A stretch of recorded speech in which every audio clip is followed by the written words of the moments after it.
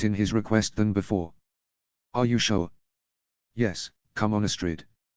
Don't be so stubborn. I mean, you're coming with me, Astrid.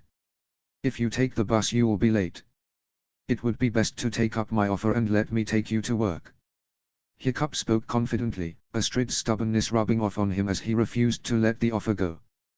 "Going once." Sighing in defeat, Astrid nodded her head and agreed to his request. As Astrid nodded her head, Hiccup began beaming from ear to ear seeing her response. "All right. You win. Let's go." Hiccup smiled brightly, the corners of his lips reaching each ear. As he looked upon Astrid's defeated expression, his smile fell. Perhaps she wasn't as enthused about the idea as him, but he wasn't going to let that get him down. He was still psyched. Locking the door to the house and making their way out onto the drive, Hiccup and Astrid approached the car that they had there. The car belonged to Hiccup and he had had his father drive it over to the new house for him because otherwise, he had no way of getting to work. Climbing into the car on the driver's side, whilst Astrid got in the passenger's side, Hiccup adjusted his seat and pulled his seat belt on. Once it clicked into place, he glanced up towards Astrid who sat there awkwardly without her seat belt on. Without a word, Hiccup leaned over and caught Astrid by surprise. Her eyes widened as she saw Hiccup's face approach her suddenly, closing the distance between them rapidly. Thinking he was about to kiss her, Astrid squeezed her eyes shut. But nothing came. Instead, she heard a low buzz and a small click of metal being put into place. "Don't get ahead of yourself, Astrid." Hiccup joked with a small chuckle under his breath. "I'm just helping you with your seatbelt." Slowly opening her eyes, she came face to face with Hiccup, who still had his face extremely close to hers. Their eyes met and their gazes locked, neither one could look away. Hiccup became enraptured by her haze, his eyes momentarily drifting down to her lips which were just within his reach, before looking back into her eyes. Astrid noticed his gaze on her lips and thought he was truly about to kiss her. She felt her heart race in her chest and an unfamiliar feeling settling within her stomach. Did she want this to happen? However, after a few seconds of lingering close to one another, Hiccup pulled back and returned to his place in the driver's seat. Gripping the steering wheel tightly, Hiccup started the car and began driving away with a broad smile on his face as he thought over their close interaction with each other. "What did you think I was going to do?" Astrid froze, raising a hand to her chest. She tried to calm her rapidly beating heart. But the scene she had just witnessed repeated over and over again in her head like a looping record. She couldn't erase it, no matter how much she wanted to. The memory was engraved in her mind and her heart. "Don't flatter yourself, nothing like that." "Then what?" "Just drive." As the car journeyed along the roads towards their workplace, the atmosphere in the car had fallen from the sky and plummeted through the earth. Neither one of them spoke and both avoided speaking. Astrid played around with her fingers in her lap, too nervous to even glance up in case Hiccup was watching. Hiccup, meanwhile, was tightening and relaxing his grip upon the steering wheel, feeling discomfort by Astrid's actions. "So, what do we tell people at work?" Hiccup asked, breaking the ice, unsure whether it was the right question to ask at that moment. "I don't know, tell them what you want to," Astrid replied stiffly.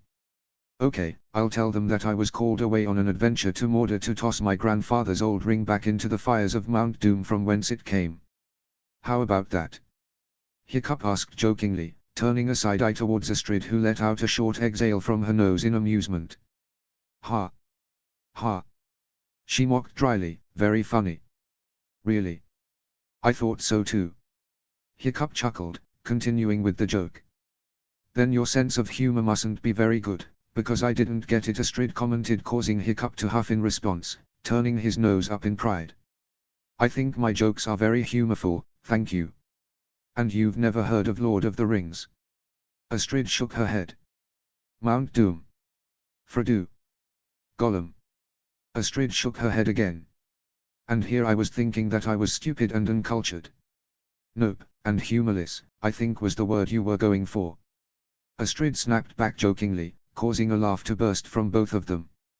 The humor rising in the car helped ease the tension between the two of them and they started to feel much more relaxed with one another. Astrid had finally plucked up the courage to look over at Hiccup as he was driving and noticed the veins on his hands protruding ever so slightly as he gripped the steering wheel tightly. Hiccup noticed her stare and blushed lightly as he realized she was admitting his figure, or at least, the exposed parts of it. "Why are you looking at me like that? Do you admire men who can drive?" Hiccup teased lightly, smiling at the thought of Astrid drooling over his features. "Oh, Astrid snapped out of her daze and looked away, her cheeks slightly blushing at getting caught by the man she was admiring. "Don't apologize." "I wasn't apologizing," Astrid pointed out. "But you were going to," Hiccup said dryly before turning toward her with a sly smirk. "Don't apologize for complimenting me. Trust me, I'm flattered that my driving can leave you so stunned." Smiling widely, Hiccup undid his seatbelt and looked ahead of him with a nod. "By the way, we're here." With that, Hiccup opened his car door and left the vehicle. "I wasn't complimenting you," Astrid muttered to herself as Hiccup exited the vehicle first. Astrid hurriedly followed in pursuit, quickly leaving the car and closing the car door with a loud bang that echoed throughout the car park. The car park was an underground multi-story car park that rested directly below the building where the couple worked in. The car park only had 3 floors and could house around 200 cars. However, the spaces weren't all that wide and often meant that people couldn't find a viable space to park their cars. The more senior members of staff, such as the chairman and CEO, had their own special, allocated parking spaces that were situated directly beside the door to the building. Astrid hurried up beside Hiccup and huddled up beside him in the small cramped elevator that connected to the car park that took them into the building. Pressing the button for his floor, Hiccup stood confidently in the elevator staring at his phone. Astrid looked over at him for a second as she stood beside him, but she noticed that his expression had hardened since she had last looked at him. "You've got to be kidding. What a bunch of idiots." Hiccup huffed to himself as he looked at his phone.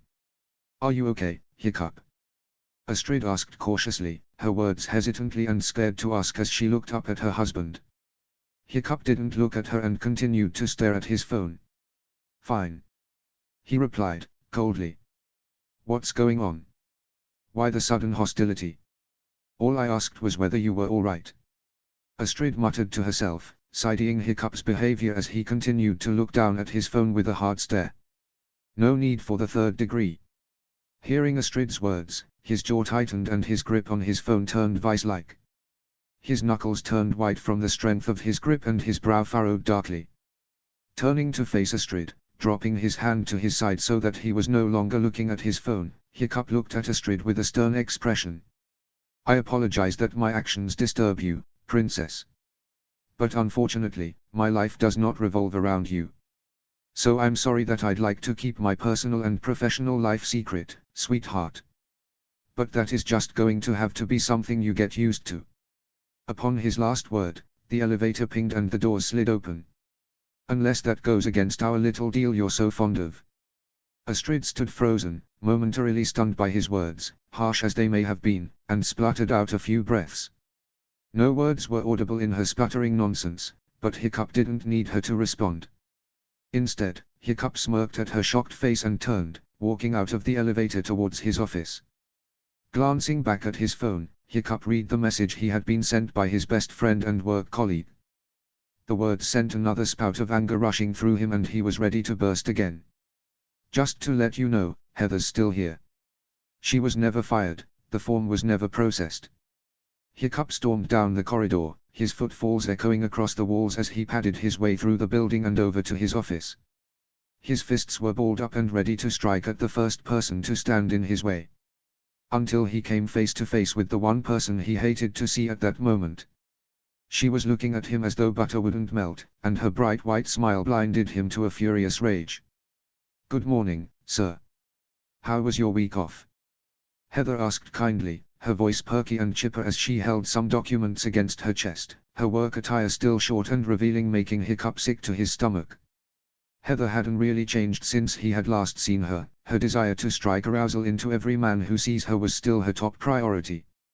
Honestly, Hiccup didn't know why he had hired her in the first place. Maybe it was the fact that he felt slightly attracted to her, maybe his friends had coaxed him into it. Maybe he thought she was a good worker.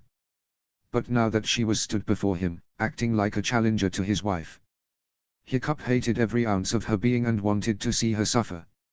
Heather was smiling up at him as though she were an innocent child, not knowing what she had done wrong, and it infuriated Hiccup to his very core. "What in Thor's name are you doing here? I fired you," Hiccup questioned angrily, his teeth clamped together tightly and his jaw pronounced as he clenched it shut. "Or are you just that determined to piss me off?" Heather smiled and let out a dainty chuckle that made Hiccup want to tear her throat out. Her eyes looked at him as though she were scolding a young child for being stupidly wrong about something. There was a sense of pity behind her actions as she faced Hiccup. "What do you mean? I was never fired. I've been helping your father keep up with your work while you were gone. Do you want to fire me for that?"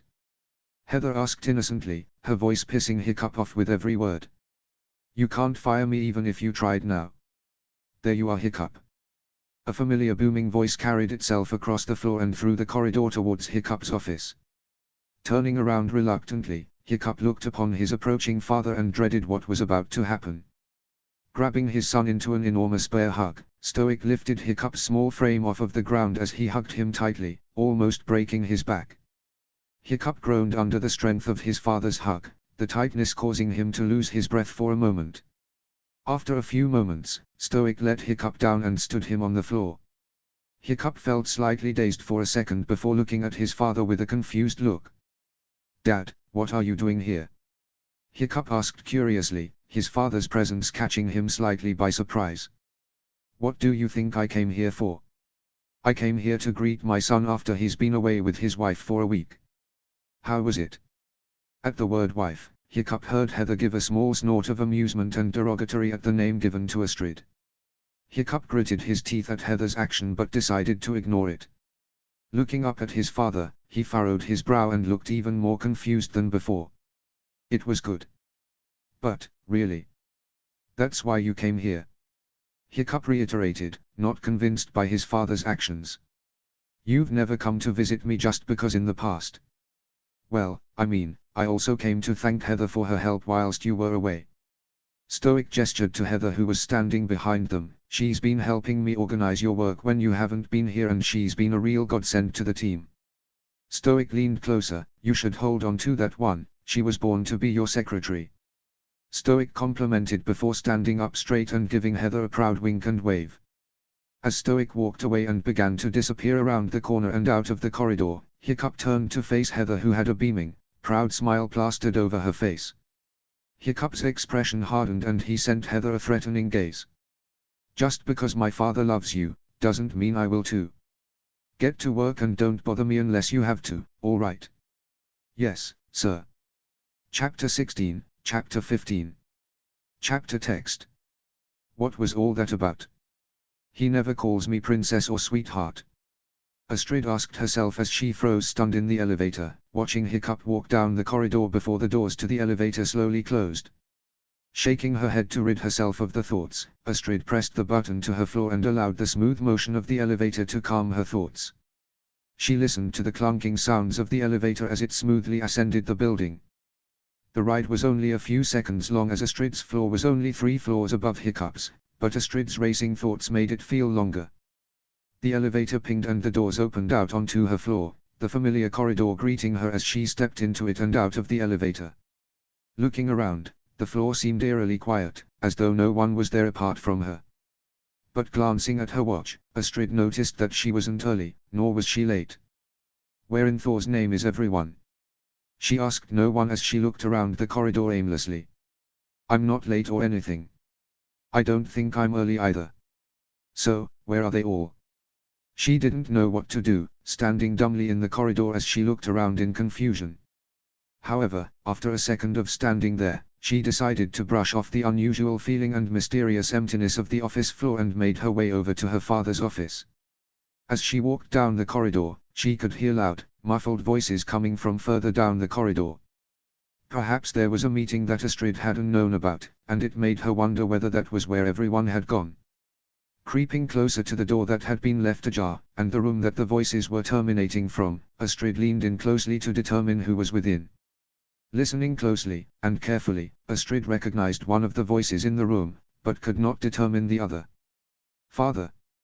Astrid asked herself quietly, trying not to alert the men to her presence outside the door. Continuing to listen, Astrid leaned closer to the door. "What are you doing in here?" Her voice was unnoticed by the people inside as she listened by the door. "So, how many people on the board have you convinced to remove Stoic in the vote of no confidence?" "Well, as you know, there's about 20 on the board, and I have managed to sway 10. So, if there were to be a vote, it would be split 50/50. Have you managed to convince Gobrand?" "Gobber?" "Yes, he is Stoic's most trusted advisor after all. If you could manage to convince him, I'd say that everyone else would follow suit. He's a real people person, that man, much more so than Stoic. Everyone on the board loves Gobber." "I haven't thought about that. Perhaps I should organize a meeting with Gobber and try and persuade him to join." "You're going to blackmail him?" "Not at first, I don't think. Maybe just some gentle persuasion. You know how convincing I can be sometimes. If that doesn't succeed, well, if that fails." "Blackmail? Now that's a harsh word for it. But, no. I don't think that would work for him. If he has had any scandals, I'm sure Stoic would have covered them up rather well. I also suspect he is an upstanding member of society. I don't want to be causing that much of a crisis." "So, what will you do?" "Perhaps I will just cause a happy accident." "You mean, happy for you, right?" "Well, happy for all of us. Happy enough that we shall have one less member on the board and a chance to remove Stoic from the board. Then, the way will be clear for me to take his place and turn this company around." "What about your daughter's marriage?" "Oh, that was just a ruse to convince the suspicious members of the board that I only had Stoic's best interests at heart. By marrying into his family by way of my daughter, it will seem as though I am merely concerned for his health. I don't care for the boy or his father. I don't consider either of them my family. I will be pleased if my daughter finally ends up divorcing that Trout and marrying someone else. Would you like me to dig up some dirt on Gobber anyway? To help with your persuasion?" Why not? Can't hurt." Thorold cleared his throat loudly. "Well, I'd better be getting back to my office. Astrid must be wondering where I am." Upon hearing these words, Astrid quietly dashed away from the door and shot down the corridor. Racing up to her father's office and sitting down on her desk, preparing to act as though she hadn't heard about her father's meeting with a mysterious man. Sitting upon the desk, organizing her papers and busying herself with her computer screen seriously, Astrid began her act of ignoring her father's betrayal. The pain in her heart was hard to mask as his words echoed in her head ominously. As his figure approached from down the corridor, Astrid raised her eyes slightly to spot his figure. She stiffened up and focused her attention on the papers on her desk, pretending as though they were of some importance to her. Her father strode directly up to her desk and knocked upon the wooden material, causing Astrid to jump from the noise in surprise. "Oh, sorry Astrid." Thorold chuckled, amused by Astrid's surprised response.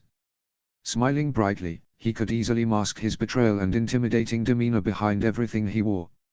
"It's okay, Dad," Astrid replied stiffly, her mind inwardly cringing at the name she had given Thorold. Was he even worthy of being called that anymore? "Is there anything important I should know for today?" he asked curiously, acting business and fatherly in one sentence as he looked upon Astrid fondly. She wasn't sure whether his gaze was genuine or deceitful, but she decided to ignore her inner questions and just smiled as she looked up at him. "Nope. I don't think so. You're free for the day," Astrid commented happily, a smile on her face as she met eyes with her father. Smiling back, Thorold patted the wooden surface of her desk with happiness. Thorold stood up straight, dusting off his jacket with practiced ease and looked upon Astrid with a warm gaze. "Well then, it's a perfectly easy day for us then. Take it easy for the day, Astrid. Why don't you go and get a cup of coffee for yourself? I'm good for now." Astrid nodded with a smile and waited for Thorold to exit into his office. His office door shut with a soft close, and upon hearing the sound Astrid let out a whistled breath softly. Looking over her shoulder at the door to her father's office regretfully, Astrid allowed her mind to recount the words that had left her father's mouth in his private meeting. "Oh father, what have you done?" Asterisk asterisk asterisk asterisk asterisk asterisk asterisk asterisk asterisk. An hour had passed and Astrid decided it was time to grab a coffee. However, a part of her wanted to tell Hiccup what she had overheard. But is he still upset after this morning? Astrid questioned herself as she thought back to Hiccup's outburst that morning. No, Astrid. He's your husband, he'll listen to you. She told herself and decided to leave her desk and head to Hiccup's office. Walking down the corridors towards Hiccup's office, having left the elevator, Astrid felt a sudden shock of nerves hitting her stomach. She didn't know why, but she was afraid to tell Hiccup about her father's plans. Would he think that she's a part of this whole plan and that's why she married him?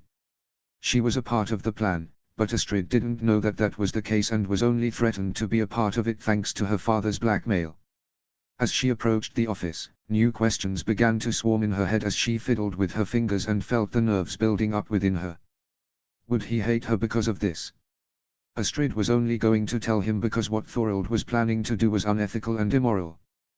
There was no hidden meaning in her actions, such as a deep unfound emotion towards Hiccup. It was just that she was concerned for his and Stoic's safety. She didn't want to blame herself when she could have stopped it from happening. Reaching Hiccup's office, Astrid tried to walk straight up to the door, but a pale, thin arm stretched out from beside her. Astrid followed the arm to match its owner and saw a black-haired woman. Her sleek and attractive figure made Astrid suddenly self-conscious of her appearance before her. "What do you think you're doing? You can't just walk into Mr. Haddock's office without an appointment." The secretary scolded, her brows furrowed and her gaze appeared condescending as she looked Astrid up and down with a small look of disgust. It was at that moment, Astrid recognized the woman before her. She was the woman that Astrid had seen with Hiccup twice before. She was his secretary. Astrid had to admit that the woman looked much more attractive up close, but even from afar, Astrid could tell how beautiful this woman was. "I know, but I really need to speak to him." Astrid pleaded desperately, knowing that it wouldn't work but she tried anyway. "Listen, if you just tell him his wife is here, he'll let me in. Please. It's important." The look on the secretary's face only hardened as her look of disgust deepened. She didn't care for Astrid at all, and she deeply resented her for calling herself Hiccup's wife. The secretary wanted to scoff at her words but held herself back. "I don't think he wants to see you right now. He's been in a mood since this morning, perhaps it was something you did." The secretary prodded. Astrid felt a pang of guilt and sadness hit her heart as she glanced over at the door into Hiccup's office. "Besides, I thought you didn't like being his wife. If it is the only way I can identify myself, I will use it." Astrid fired back, unfazed by Heather's prod. "Whatever, ever since he arrived this morning he's been shut inside his office refusing any visitors. Perhaps your marriage isn't going as well as you hoped. Was he upset with her because of this morning? Did he take offense to her actions that morning? But why? What had she done to offend him so much? He only became cold and upset after they entered the building together and he read something on his phone. Anyway, because of his mood, I can't let you enter. He won't receive anyone." "Are you sure? You haven't even asked him." Astrid tried to reason, her desperation taking over as she began to simper in her place, eager to get into Hiccup's office. "I don't have to. He's my boss and I know him better than any white trash, stuck-up bitch who goes around flaunting herself as some sort of trophy wife. And I'm telling you that you can't go into Mr. Haddock's office." However, with a harsh push, the secretary shoved Astrid backwards. The force of the push caused Astrid to trip over her own feet and tumble onto the ground, her rear end connecting with the floor in a soft bump. The impact felt hard, but Astrid's pride had taken a harder hit. Suddenly, the door to Hiccup's office swung open, and Hiccup stood before Astrid like a majestic knight in shining armor. However, his expression was stern and cold and he looked upon Astrid as though she were nothing more than a pebble in his shoe. "What is going on out here? Astrid, what are you doing here? And why are you on the floor?" Hiccup asked, his tone furious and disturbed as he stood in the doorway to his office. His secretary said nothing, choosing to stand to the side and remain silent. Astrid rolled her eyes at the secretary's actions, knowing that she was avoiding Hiccup's angry burst with a wide berth. Standing up confidently, and brushing off herself, Astrid looked up to Hiccup with a distraught and desperate expression, hoping it would convince him to let her talk. Hiccup, I need to talk to you. It's urgent. Astrid, I can't talk right now. Can't this wait? Hiccup sighed, pinching his nose in frustration. No. Astrid reached out and tried to grab Hiccup's arm, attempting to keep him in place. You need to hear this, it's important. She pleaded again, but Hiccup just rolled his eyes and released his arm from her grip. Astrid, no. Look, I don't know what is so important to you right now that you need to disturb me, but I've got bigger fish to fry than your important talk. Hiccup scolded, barely raising his voice at her, but wounding Astrid's heart all the same. Whatever this important thing is can't be too important if I have to hear it from you. I know we're married, but that shouldn't be used as an excuse or reason to talk to me. We'll sort this out at home. She felt ashamed as she stood there, his words shooting straight into her chest as he turned his back on her. It felt as though he had been doing that a lot that day. He continued to turn his back on her like he was ashamed that she was his wife. It was as though he hated the idea that it was true.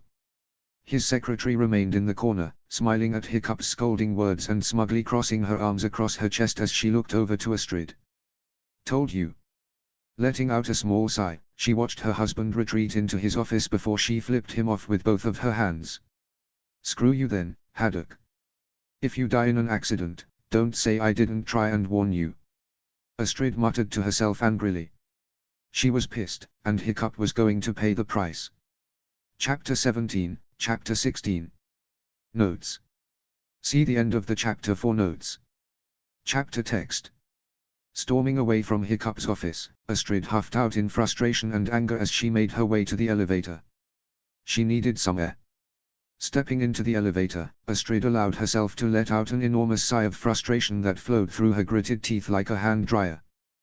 Pressing the button for the ground floor, Astrid stood back from the door and leaned against the back wall of the elevator.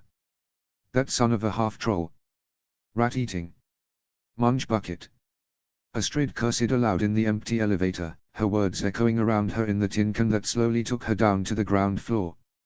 Standing away from the back wall, Astrid gripped her hair, tugging on the ends in frustration and threw her arms about wildly as she yelled every name she could curse Hiccup with. The words flowed easily from her mouth as she instinctually found the perfect words to describe him at that moment. I hope Odin takes you to battle and has a Fenrir * rip you to shreds. Astrid cursed again, tugging at the ends of her hair again. Astrid felt humiliated and betrayed, Hiccup's words repeating in her head like some addictive song as she stood impatiently in the elevator, waiting for it to open. Nothing could heal her broken ego. She felt as though she had insulted Hiccup in some way. No, he insulted me. Astrid whisper yelled to herself as she jabbed her finger into her chest as a sign to enunciate her point. It was her who was the one who felt insulted. He embarrassed me like that in front of his self-righteous secretary and made me feel like I was wasting his time. The doors of the elevator opened, and the ground floor lobby was revealed to Astrid as she emerged from within the metal cuboid. Storming over to the entrance, marked by several large double glass doors, Astrid made her way over to them. Pushing with ferocious strength, Astrid pushed open the doors to the outside world. As the soft breeze hit her face, its cool temperature rapidly decreasing her hot temper, Astrid found herself calming down almost instantly.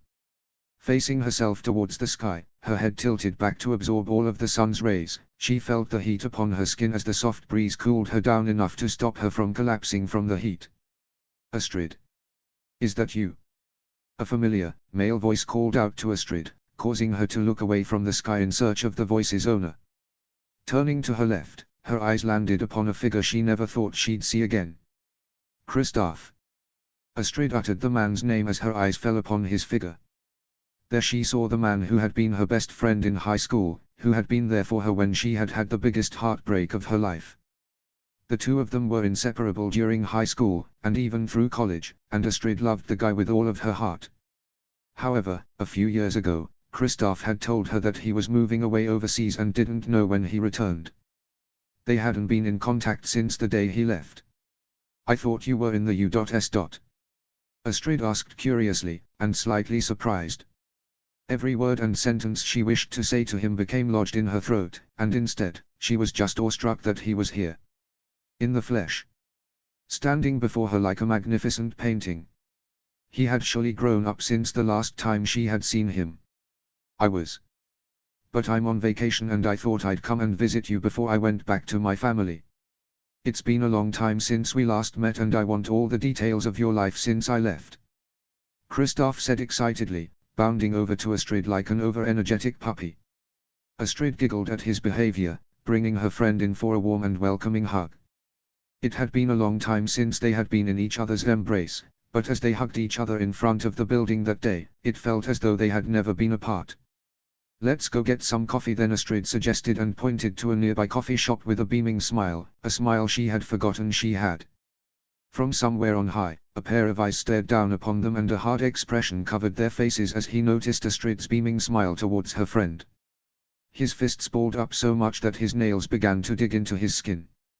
An uncomfortable and unfamiliar feeling spread through his body and he felt a sudden urge to see that friend dissolve horribly in a big vat of acid. His jaw clenched and he turned away quickly, not willing to look upon the distressing scene any longer. Back on ground level, Astrid dragged Kristoff over and into an idyllic little cafe that rested just across the road from her building. Both friends ordered a coffee and took a seat at a table by the window, Astrid's workplace building looming overhead from just across the road. Sipping her drink slowly, Astrid reveled in the smooth liquid that trickled down her throat. The coffee's heat and rich flavor dissolved any hostility she had had before she met Kristoff. Sitting with her friend in the cafe, she felt more at ease than in the morning, a sudden calm enveloping her like a warm hug coming from within the coffee mug. So Kristoff started, a beaming smile on his face. What's new with you? Astrid looked away sadly, slightly embarrassed to admit the new thing that has been occurring in her life. But, she couldn't lie to her best friend, even if they hadn't seen each other in years. He was her best friend and had never judged her for anything. I got married. She admitted sadly, her words short and her voice stiff as the words fell from her mouth. Contrary to prior beliefs that I shouldn't. Kristoff was momentarily stunned, noticing the reluctance in Astrid's voice as she spoke. Something wasn't right about the situation she was in. But Kristoff didn't want to pressure her into telling him, so he just let out a short sigh and gave her a sympathetic look. I get the feeling that it wasn't a happy event. What's wrong? Is he the problem? Does he not treat you right? Kristoff asked accusingly, a small amount of anger building up within him as he thought about the last relationship Astrid had been in. No, no, no. Astrid shook her hands up in defense, stopping Kristoff's accusatory questions. No, there's nothing wrong with Hiccup. He's wonderful. He's perfect, actually. But no, it's just that this marriage wasn't chosen by us. Astrid admitted sadly and regretfully. Kristoff let a small smile spread across his face, but a look of pity crossed his features as he watched Astrid's expression fall. Something wasn't right in this whole ordeal, that was true. But something told Kristoff that Astrid wasn't as against the whole situation as she had first thought. So, this Hiccup is perfect, is he? Kristoff teased, causing Astrid's cheeks to start burning a bright red. That's not what I meant. I mean. Astrid stumbled over her words, unable to find an excuse for her previous words. She was caught. Fine. She sighed. Hiccup is wonderful, in fact, he's been so caring and understanding during this whole thing. It's just that. Her words dropped off, unable to finish as Astrid struggled to find the words. It's just that Hiccup doesn't seem that interested me. He seems closer to his secretary than me, and I wouldn't blame him. I've seen her, she's amazing. I just wanted him to at least pretend he cares about me. Sometimes he does, but afterwards, he acts as though he doesn't know me. Astrid explained hurtfully, the words hurting her as she spoke them. Kristoff reached out a hand and placed it upon Astrid's, holding her hand in his in comfort as he listened to her story. He deserves so much better than me. Don't say that, and tell me all that you need to. I'm all ears with no judgment. This morning, we had a really lovely moment in the car.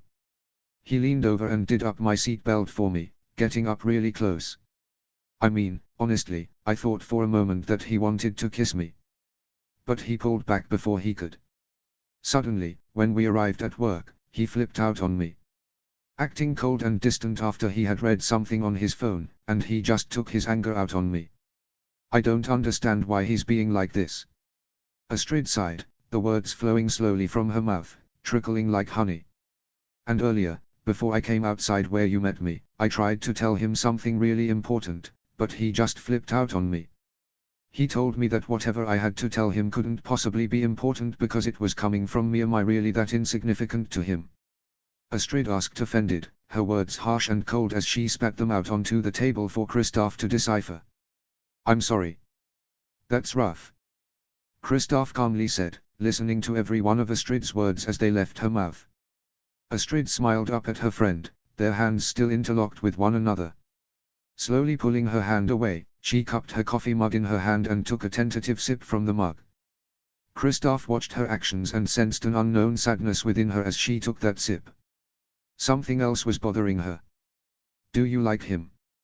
Kristoff asked curiously, sensing the hurt and pain in Astrid's heart as she told Kristoff the recent events. Astrid's eyes widened as she looked up from her coffee mug and over to her friend.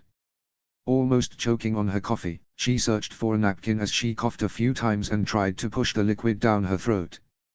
Kristoff chuckled at her reaction, finding her desperate and panicking act amusing as she struggled to recover from her surprise. What? She chuckled, still trying to get rid of any coffee that went down the wrong way. I said. Kristoff leaned closer. Do you like him?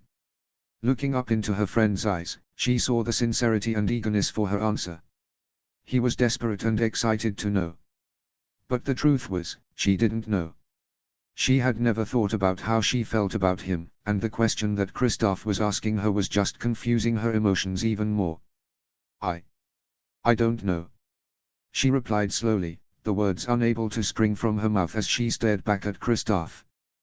Do I like him? The question was more for herself than her friend, but Kristoff smiled as the question left her lips. I think you do like him, but because of your previous relationships, you're not even sure what love or liking someone is supposed to feel like. I mean, sure, you've been in relationships, but they were built upon desire, status and attraction. Kristoff leaned back in his chair and looked over Astrid's figure pensively. None of them felt real. I know they didn't because I was there with you through all of them. I know you. You've never had a real relationship in your life. I know you haven't because if you had you wouldn't have been able to let it go as easily as you did to all the others. Astrid met eyes with Kristoff, puzzle pieces beginning to fall into place as his words finally registered in her brain. Was she fooling herself into thinking that she felt nothing between them? But we barely know each other. How could I like him so quickly? Astrid asked in confusion, the idea cursing her as she thought it over in her head continuously. Love doesn't have a time limit or a clock. Kristoff chuckled. It happens instantaneously. Without thought, without planning. It just happens. It grows within your heart like a seed, slowly over time that seed will grow and evolve. Nothing can kill it, it can only wither but never disappear. Kristoff smiled as he looked at Astrid's confused expression. Whether you like Hiccup, or not. That's up to you to decide. But you have to ask yourself, can you live without him? Do I care what he thinks of me? If the answer is no, then you don't. But if you find yourself unsure or answering yes, then perhaps you should look whether there is truly a seed already planted. Notes. Asterisk Fenrir equals a mythological beast / god from Norse mythology. Looks like a giant wolf beast. Chapter 18, Chapter 17. Chapter text. Finally, the next morning came and Hiccup was feeling much better than the day before. He was still slightly irritable from seeing Astrid with that mysterious man. But he was deciding to forget about it and declare it as a deception. Finally, the next morning came and Hiccup was feeling much better than the day before. He was still slightly irritable from seeing Astrid with that mysterious man. But he was deciding to forget about it and declare it as a deception. It wasn't Astrid, it wasn't Astrid. By saying this mantra, Hiccup had convinced himself that he hadn't seen Astrid with someone the day before. It was an illusion. But it looked so much like her. Hiccup looked at himself in the mirror that morning, looking over his suit and making sure there were no creases in the lining, and decided that he would head down for breakfast. No, it wasn't. As he opened the door to his room, ready to leave, he saw Astrid exiting her room. The two made eye contact briefly, Astrid's eyes looking upon Hiccup's figure in surprise and shock. She acted as though he was the last person she had wanted to meet at that moment, and the blush on her face only confirmed it. "Hey, Ast." Astrid quickly left the corridor, leaving Hiccup to stand at his door all alone. "Trid." Watching her go, Hiccup furrowed his brow, a sense of curiosity taking over him as he tilted his head as he watched her. Quickly following behind, racing to catch up to her, Hiccup made it down the stairs and noticed her direction was heading straight for the door.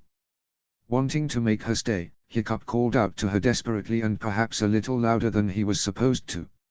"Astrid." "Hey." She stopped in her tracks and turned around to look at him. "Where are you going?" "I'll take you to work."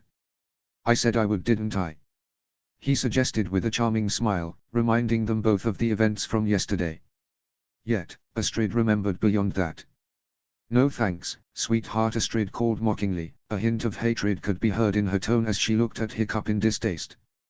"I'm going to take the bus, it'll be less of a burden for you to bear. After all, I'm not that important to you. I'll be fine. I'm just your wife after all, and that can't be used as an excuse to use you as a chauffeur." Astrid replied pointedly, her arms crossing over her chest stubbornly. Hiccup looked at her in confusion, sensing that she was angry at him for some reason. However, he couldn't figure out why. Did he say something to her? Furrowing his brows and attempting to take a step towards her, Hiccup shook his head in disagreement with her words. "What are you talking about, Astrid? You are important to me. You're my wife, I should take care of you." Astrid scoffed. "Do I seriously have to repeat myself to you? Being your wife shouldn't be an excuse or reason to have to drive me to work." Astrid's voice turned cold, her words harsh as she avoided looking Hiccup in the eye. She knew that if she looked at him long enough, she would give in to his charms. "At least, that's what you told me." "Astrid." Hiccup tried taking another step closer. "I'm going to work, I'm afraid I'll have to take a rain check on your carpool. You'll just have to choose someone else to yell at for your morning outbursts. I hear your secretary is a lot closer to you than most, maybe try her." With that, Astrid headed for the door and slammed it shut behind her. The sound of the door closing echoed throughout the empty house, causing an unknown feeling to settle into Hiccup's heart. He didn't know what just happened, but he knew it had something to do with him. He just had to figure out what. What was that all about? Did I do something wrong again? Gods, why are women so confusing? Asterisk asterisk asterisk asterisk asterisk asterisk asterisk asterisk asterisk asterisk asterisk. "What's wrong, young lady?" An old woman, probably in her late 50s, sat next to Astrid. The woman had a warm, motherly smile spread across her features that seemed so inviting to the downtrodden Astrid that sat dejectedly beside her. "It's my husband." Astrid sighed, but stopped herself and shook her head. "Well, actually he's not really my husband. I mean, legally he is, but it's complicated." Astrid shook her head lightly and placed her palm on her forehead exhaustedly. The old woman chuckled in amusement at Astrid's explanation. "It's okay, you don't need to explain it to me. But perhaps it might do you some good to tell me what's gotten you so distressed," the old woman suggested, her voice calming and inviting to Astrid. She found herself enraptured by the woman and was willing to tell her everything that was on her mind, even if it didn't seem pertinent to their topic. "Well, my husband and I work at the same workplace, and we argued. That's why I'm taking the bus." The woman nodded in understanding as Astrid explained their situation. "And recently I found out something that could jeopardize the company and cause him some harm in the future. But when I went to his office, his secretary refused to let me in, and then when he came out, he refused to see me. He told me that being his wife shouldn't be used as an excuse to see him. I mean, how ridiculous is that?" Astrid vented angrily, her temper dwindling with each word and her anger boiling inside her once more. The old woman beside Astrid sighed, looking out the window as the bus took another stop and allowed passengers to exit and enter the vehicle. She watched a few struggling to find seats, whilst others chatted away with each other and not paying any others any mind whatsoever. It seems like his opinion of you really matters to you. The woman chuckled, readjusting her position on the bus seat, the fabric scratching her ear slightly. Astrid scoffed lightly and rolled her eyes, dismissing the woman's claim instantly. What? She asked, slightly outraged by the woman's conclusion. You think I care about that turd's opinion of me? I couldn't care less. Astrid defended, crossing her arms over her chest in a huff. He can come crawling back and begging if he truly cares what I think about him. She muttered self-righteously. But the woman only laughed loudly at her words, causing a few curious glances their way. You're only proving my point, my dear. The woman stopped laughing and patted Astrid's shoulder gently in a comforting manner. You defending yourself like that only proves that you want him to care about you in some way, even if that is like a friend. You want him to believe that your word is God, and for him to worship your very existence. Astrid scowled and furrowed her brows at the woman's words, not fully understanding whether she was insulting Astrid or trying to help. Don't worry, every wife wants her husband to believe her every word and worship her like she's the only girl in the world. But when a husband does wrong, he is only a man. And man is very stupid when it comes to women. What do you mean? He needs to know what he did wrong and what he is apologizing for. Only then, will he understand what you want. Astrid wanted to ask more, but she saw her stop coming up and hastily went for the stop button. The bell rang through the bus and Astrid looked back over to the old woman as she got ready to stand up from her seat. That young man is lucky to have such a smart and beautiful woman as yourself, even if you can be a bit stubborn at times. Astrid chuckled at the woman's words and smiled. Thank you. Astrid thanked and turned towards the exit to the bus and made her way onto the streets. After the long bus ride, and the exhaustive walk to the building, Astrid finally made it in front of her father's office and comfortably sat behind her desk. Her mind was full of the overlapping words and voices of Kristoff, Hiccup and that old woman on the bus, their words circling her head like an uncontrollable hurricane. What am I going to do? How am I supposed to tell him what's wrong, without telling him what he did wrong? He has to apologize on his own of course, but how do I get him there? This is driving me crazy. Astrid complained to herself as she collapsed her head into her hands, her fingers slowly threading through her hair stressfully. That morning when she saw Hiccup coming out of his bedroom, her mind was taken back to her conversation with Kristoff the day before. The seed of love wasn't found yet, but Astrid believed that if she continued a civil relationship with Hiccup, it would begin to sow. And that old woman's words that morning only seemed to support Kristoff's theory. Why did everyone think that she cared so much about Hiccup already? She barely knows him. She couldn't allow that to happen. They weren't supposed to fall in love. This was all meant to be over after a year. If she fell in love with Hiccup, everything would become a complete mess. I don't care about him. I don't care what he thinks of me, you're wrong. She told herself, losing herself in her thoughts. Astrid. Her father's voice called out, muffled by the door to his office. However, Astrid's place by the door allowed her to hear her father's voice clearly, although the walls of his office didn't make it easy. On instinct, Astrid stood up from her seat behind her desk and straightened her skirt and shirt. She knew that her father was upset, considering he hadn't come out of his office to call her inside, therefore, something was wrong. Peeking inside the office, Astrid could see Thorold looking intensely at his computer screen, his gaze angry and irritated.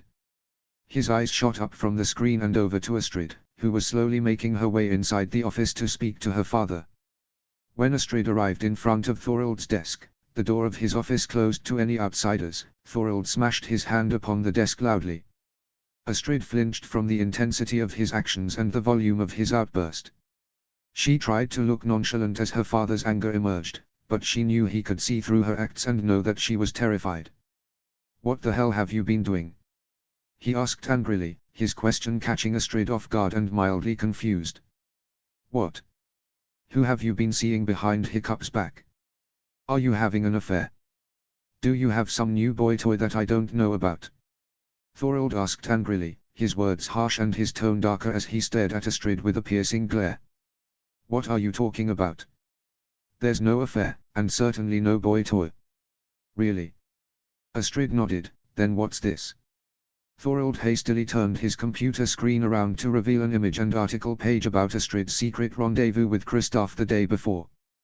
When Astrid's eyes landed upon the image, her eyes went wide with surprise and fear. What would Hiccup think if he saw this? What? Astrid muttered to herself as she looked upon the image, confused as to where it was taken from. Well? Thorold pressed for an answer, his eyebrows raised intimidatingly as he waited. Are you having an affair? Thorold questioned harshly, his words causing Astrid's eyes to look back over to her father. What? No. I wouldn't have an affair behind Hiccup's back, especially knowing how important this marriage is to you, father. Astrid admitted, trying to appease her father with her words. However, as Thorold turned away with a short scoff and slowly began to cross his arms, she knew that she hadn't done that. Thorold began to walk around his desk. His pace slowed as he eventually reached the space before Astrid, her body pressed up against the desk with nowhere to run. Her father leant down to her height, searching her eyes for the truth. I don't believe you, he said plainly. Astrid widened her eyes and tried to explain herself, but it already felt too late. Wait, father. It's the truth. I promise. He's just my old friend from college and wanted to catch up. Astrid insisted, begging her father to believe her. Yet, Thorold just turned away from her, his back now facing her as he walked back around to the other side of the desk. It matters not who that man is.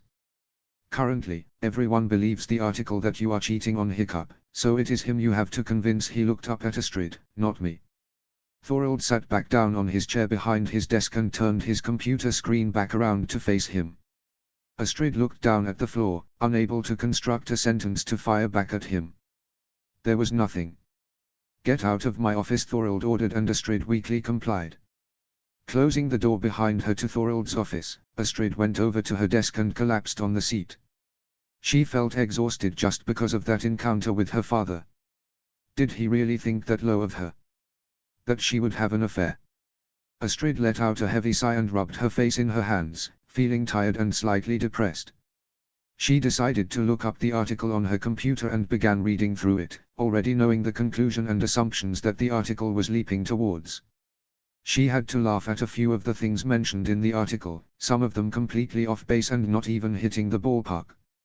It made her wonder, who sent in that picture of her and Kristoff? It had to be them that came up with this ridiculous conclusion based upon their short rendezvous in the cafe together. They barely had enough time to constitute it as a date. Their meeting only took about 15 minutes, and that would be considered a short date. If that is an average date for someone, you're doing something wrong. Who even wrote this? Astrid sighed as she read through the last sentence with a tired mind and panicked heart. I just hope that Hiccup believes me over this stupid article. Astrid widened her eyes at her words and shook her head. Even if he didn't, I don't care what he thinks of me. He can think what he wants about me. Chapter 19, Chapter 18. Chapter text. Stop it.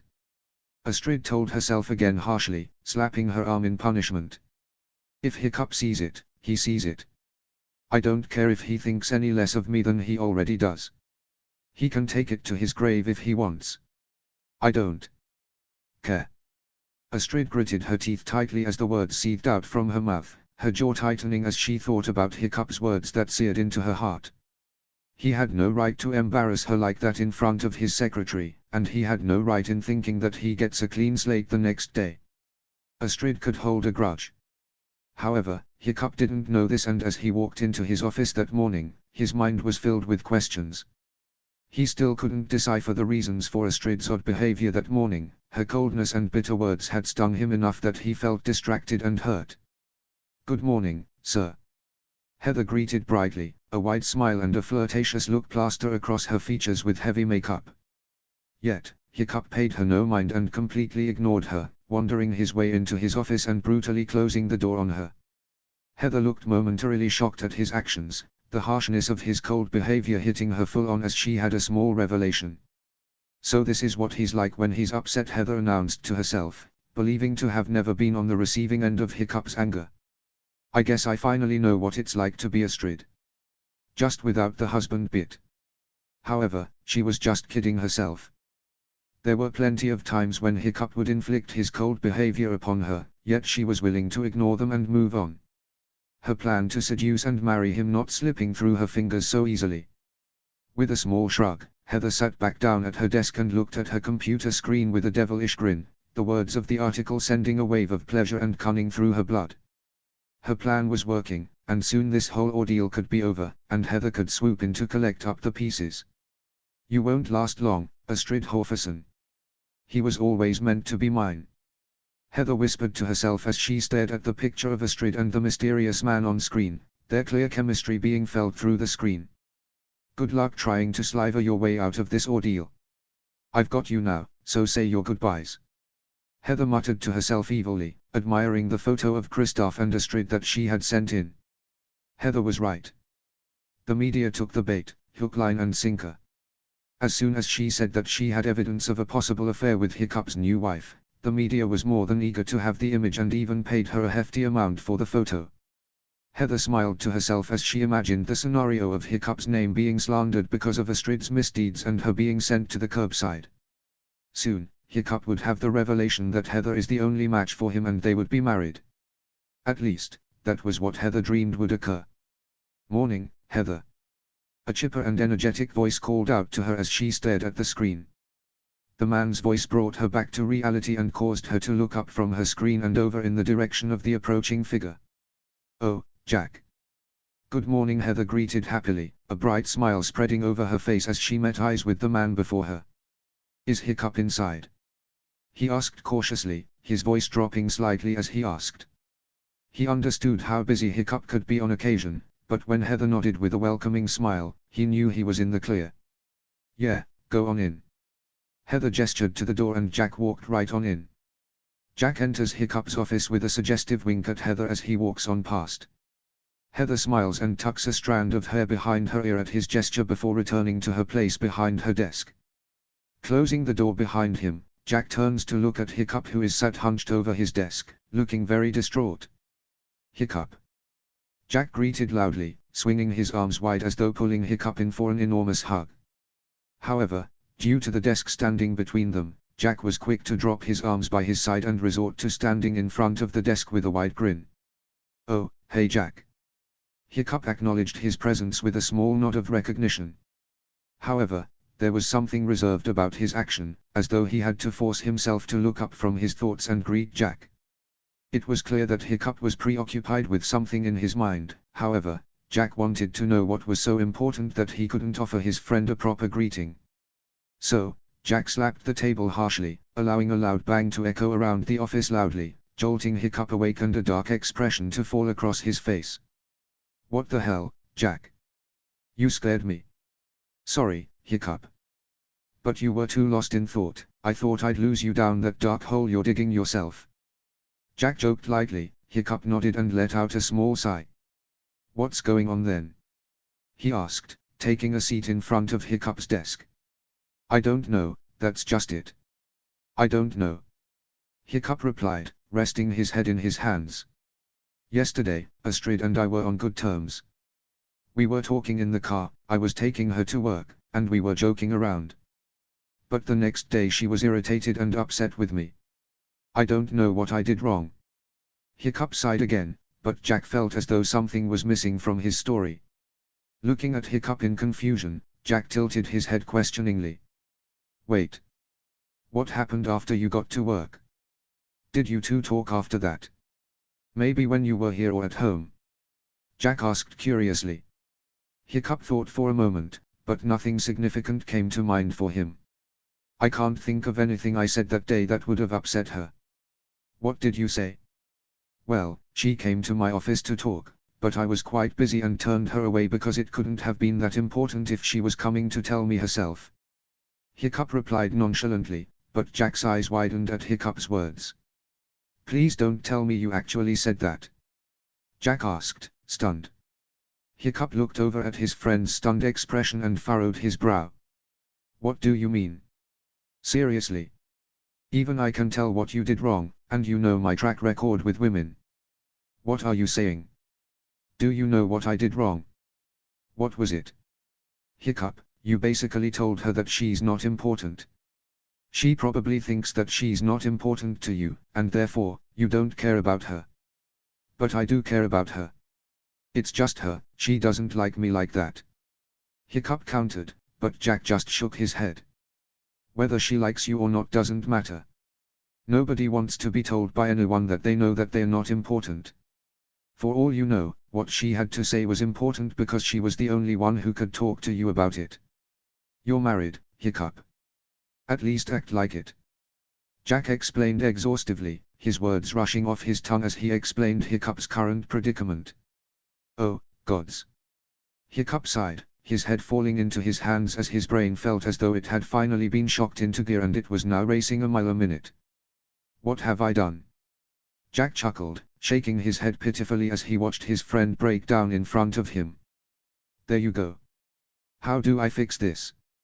What can I do? Well, not much. After all, you've already made her run into the arms of another man. Hiccup looked up as Jack announced this new revelation with a confused expression. He wasn't sure whether his friend was joking or not, at least, he hoped he was. What are you talking about now? He asked, slightly irritated. You don't know? Jack asked in surprise. I thought you would have seen the article. Jack leaned forward and grabbed Hiccup's laptop that was sitting open on his desk.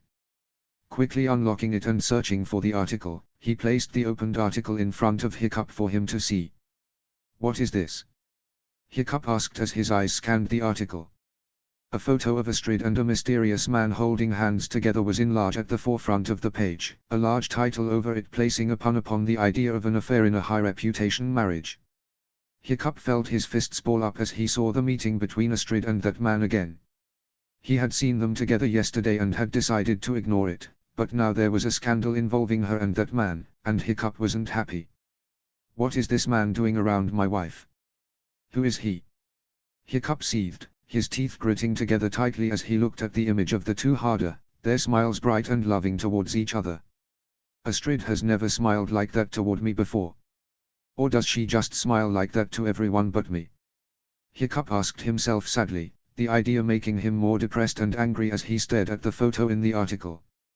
Jack let out a sad sigh, his shoulders dropping as he realized there was nothing else for him to do there. Standing up and preparing to leave, Hiccup reached out a hand and begged his friend to stay a moment longer. Well, I'd better leave you with that for a while. Wait. Hiccup pleaded, causing Jack to hold his actions. How do I apologize to Astrid? How do I make her see that she is important to me? Hiccup asked desperately, his stare causing a sway of guilt to rise within Jack. He didn't know the answer to those questions as much as Hiccup. That's for you to figure out, my friend. I'm not an expert in relationships.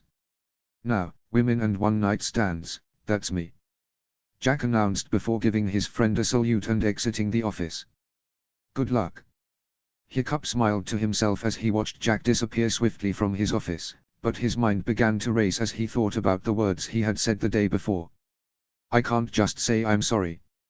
Astrid's worth more than that. I have to show her how sorry I am. That'll do, right? Asterisk asterisk asterisk asterisk asterisk asterisk asterisk asterisk asterisk. Astrid continued to work as she sat in front of her father's office behind her desk, her eyes momentarily drifting up to look down the corridor ahead of her. Some part of her felt bad for what she had said to Hiccup, insulting him like that without much rhyme or reason to the malice. But she knew that he deserved it, right? Snap out of it, Astrid.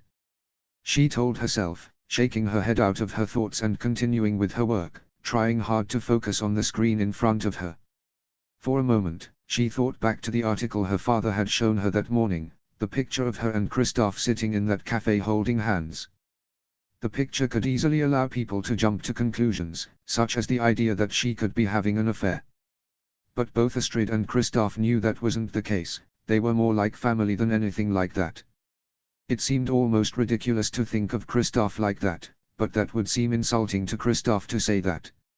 Looking up from her desk, Astrid noticed a figure with black hair walking towards her. Their footfalls echoed as their heels clicked upon the polished floor of the corridor. As they neared, Astrid recognized the woman as Hiccup's secretary and she shot the woman an irritated glance as she approached with an object clutched between her hands. What do you want? Astrid asked sassily, not really in the mood to entertain her as she stood in front of Astrid's desk. Letting out a small sigh of frustration and reluctance, the secretary placed a coffee cup on Astrid's desk with a small slam.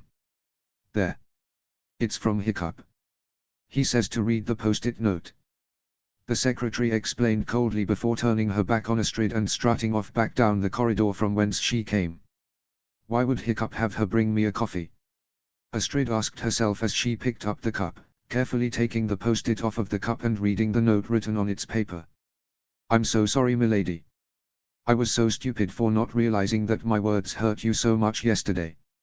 I just want you to know that you are very important to me, you're my wife after all, and I will always be here to listen to you. I have no excuse for my actions yesterday, so let this coffee act as our reconciliation for my actions. From an extremely apologetic Hiccup. Astrid couldn't help but let out a small giggle at the note's contents. Hiccup could be extremely sweet and charismatic when he wanted to be, and he always knew how to make Astrid's heart flutter. He didn't have to do much, and this small cup of coffee proved that. Feeling the fluttering of her heart and a slight breathlessness in her chest, Astrid felt that unfamiliar feeling that she had been trying to avoid. It hit her full force as she looked upon the words of the note and let out a small sigh. What are you doing to me, Hiccup? Chapter 20, Chapter 19. Chapter text. Night had fallen and the time was getting late. The rain outside was smacking against the windows of the house and rattled the house with its echoing beats. Hiccup was sat on the sofa in the living room, the door open to listen for Astrid's arrival home. Where is she? It's getting late. At the end of the workday, Hiccup had tried to find Astrid to offer her a lift home, however, he could not find her and ended up going home by himself.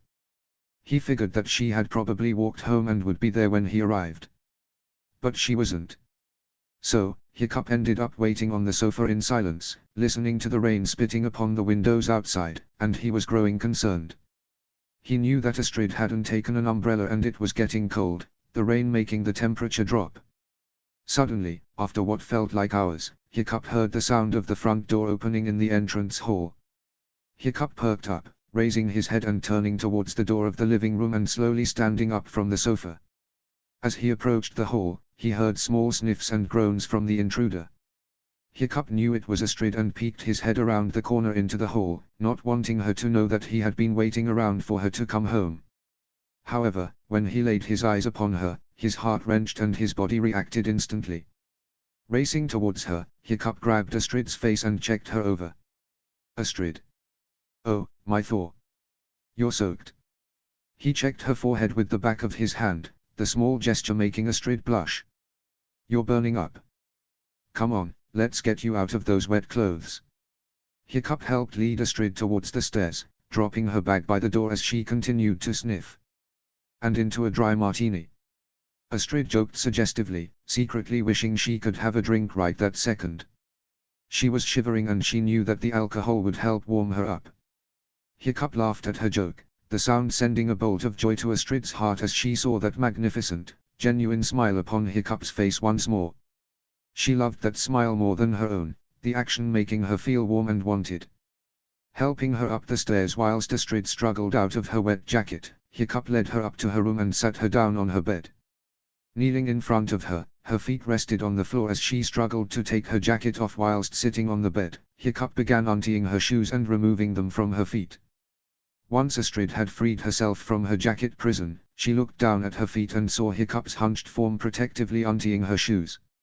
A part of her warmed at the sight, his dexterous and careful hands trying not to apply pressure to her feet as he slid the wet shoes off of her feet. His grip upon her ankle as he slid the shoes off, was gentle and soft as he cradled the joint in his hand like a piece of delicate crockery. Soon, her shoes were off and she was now left in a wet shirt, that was becoming transparent, and a black skirt that hugged her hips tightly. Hiccup tried not to invade her privacy by avoiding eye contact with her shirt, knowing that he would be able to see underneath. Instead of helping out with more of her clothes, Hiccup stood up with his head down, not daring to look at Astrid as he stood before her.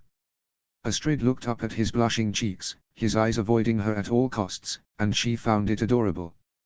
I should probably leave you to get into some dry clothes, Hiccup announced, not looking up once at Astrid, who was still shivering on the bed that she was sitting upon. Looking around her, Astrid was reminded that she didn't have suitable clothes for sleeping in currently on her, so she would have to get changed into some different clothes. With a sniff, Astrid rose from the bed and made her way over to her dresser, searching for some clean, dry clothes to sleep in. "You should take a shower before going to bed, it will warm you up," Hiccup suggested kindly, still looking away from Astrid as her wet clothes began to stick to her body despite beginning to dry upon her warm body. Astrid nodded and allowed Hiccup to leave, his head still staring at the floor as he left her room with a small, silent close of the door behind him.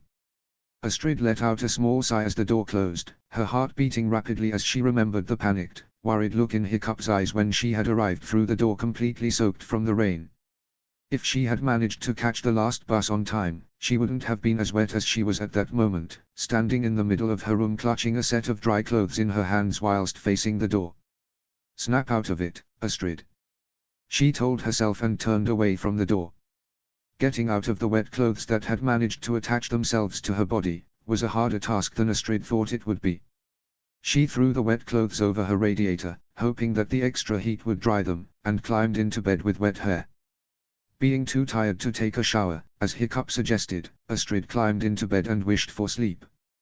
It had been a long day and Astrid felt as though all the power had been drained out of her, and so the idea of a warm bed was a welcome thought to her. Climbing into the warm sheets, Astrid felt the soft fabric against her skin as she snuggled into its warmth.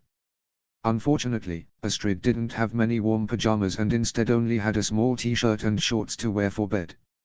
Although it seemed like a small amount of material for a shivering being, Astrid felt comfortable and warm in the clothes' embrace as she succumbed to the lure of sleep in the tight, warm grip of the sheets that surrounded her.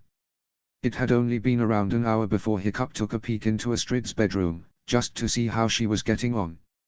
His eyes slowly adjusted to the dark room and saw Astrid's shivering figure wrapped up in the thin sheets of her bed. Hiccup made his way into the room, keeping the door open to allow him some light into the room, and sat down on the bed beside Astrid's snuggled, sleeping figure. Reaching out a hand carefully, he placed the back of his hand upon Astrid's forehead and tested her temperature. His hand burned against her skin as he felt her body heating up with every second spent shivering under the sheets. Hiccup wasn't sure what to do, but as Astrid turned over and revealed part of her basic, thin pajamas to Hiccup, he got an idea. "Why don't you ever listen to me and just take better care of yourself? You're going to kill me with worry one day," Hiccup whispered to himself as he realized that Astrid's hair was still wet and she had not taken his advice of having a shower. Standing up from the bed and heading out of the room, he gathered the things he would need to help care for Astrid as she shivered in bed. He grabbed a damp, cold towel from the kitchen and took a small hoodie from his closet and wandered back into Astrid's room. As he entered her room again, Astrid was exactly where he had left her. Smiling to himself, Hiccup strode over to her and placed the damp towel on the side of the bedside table. Carefully, as to not wake her up, Hiccup pulled Astrid's body up off of the bed and cautiously put his hoodie over her head and slinked her arms through the sleeves. Soon, Astrid was snuggled up in his hoodie and slowly starting to stop shivering. Before he could turn around and grab the towel, a small, dainty hand reached up and grabbed his arm. Hiccup turned to look at the hand and followed its arm down to the owner and met eyes with Astrid. She was dozily looking at him and smiling slightly as their eyes met, her expression lighting up instantly. "Hiccup. What are you doing?" she asked sleepily, not fully sure whether she was dreaming or not. Hiccup smiled at her drowsy voice, the tiredness and sleep still evident as she spoke and tried desperately to maintain eye contact. Reaching up a hand, Hiccup slowly brushed a piece of hair out of Astrid's face and cupped her cheek gently. "Just go back to sleep, it will all be okay in the morning. I promise," Hiccup whispered gently, before turning to grab the towel and place it on Astrid's head. As the towel met Astrid's forehead, she squirmed under his touch, nestling her way into his arms and gripping tightly onto his clothes. Hiccup chuckled at her childish behavior, turning away from the cold towel as he cradled it in his hand. "Stay with me," Astrid muttered as she dug her head further into his clothes. Hiccup froze. He wasn't sure whether he had heard her correctly, but her tight grip on his clothes told him that she was serious. She wanted him in the bed with her, together. Hiccup's heart began to race energetically in his chest, wanting to burst forth from his chest and dance around on the sheets. So, climbing further into the bed with her and propping himself up against the headboard of the bed. Hiccup sat beside Astrid's sleeping figure as she nuzzled into his chest. Hiccup slowly slid down the headboard and joined Astrid under the covers, although still fully clothed, allowing her to snuggle onto his chest as much as she wished. As her head rested upon his chest, her face partially lit up by the light from the corridor, Hiccup admired her features. Her skin seemed softer as she slept, and her face lighter as no expression held it together. Hiccup thought she looked majestic under the dim light of the corridor and wished to capture the image of her in his mind forever. But he knew that all things could never last long, and placed the cold towel upon her head and let her sleep the night away whilst tucked underneath his arms. "Am I important to you now?" Astrid asked through the darkness, her voice clear and active. It was evident that she had been awake since Hiccup had first entered the room, but now she was fully awake. Hiccup wrapped an arm around her shoulders and pulled Astrid further into his chest. "Of course, you're important to me. You always have been, ever since I first saw you I thought you were special." Hiccup admitted kindly, his voice nurturing and soft as he held Astrid close. "I'm sorry you thought of me as such a burden. I've never once thought of you like that, Astrid." "Then what have you thought of me as?" "Well, I've always thought you are smart, beautiful, brave, sexy and the most stubborn woman I have ever met." Astrid let out a small giggle at his words and began making small patterns upon Hiccup's chest with her finger, the fabric catching under her finger as she cascaded it across his chest. Hiccup noticed her distant action and stroked her arm gently as she distractedly drew upon his chest. "Astrid," Hiccup called out quietly, "is there something you want to tell me?" Astrid raised her head, not detaching the towel from her head, and turned to Hiccup. As their eyes met, she turned back around and rested her head upon his chest once more. "Well, there is something important," Astrid began, fiddling with her fingers instead of Hiccup's chest. "The news articles are wrong. I'm not having an affair. His name is Kristoff, and he's been my best friend since high school.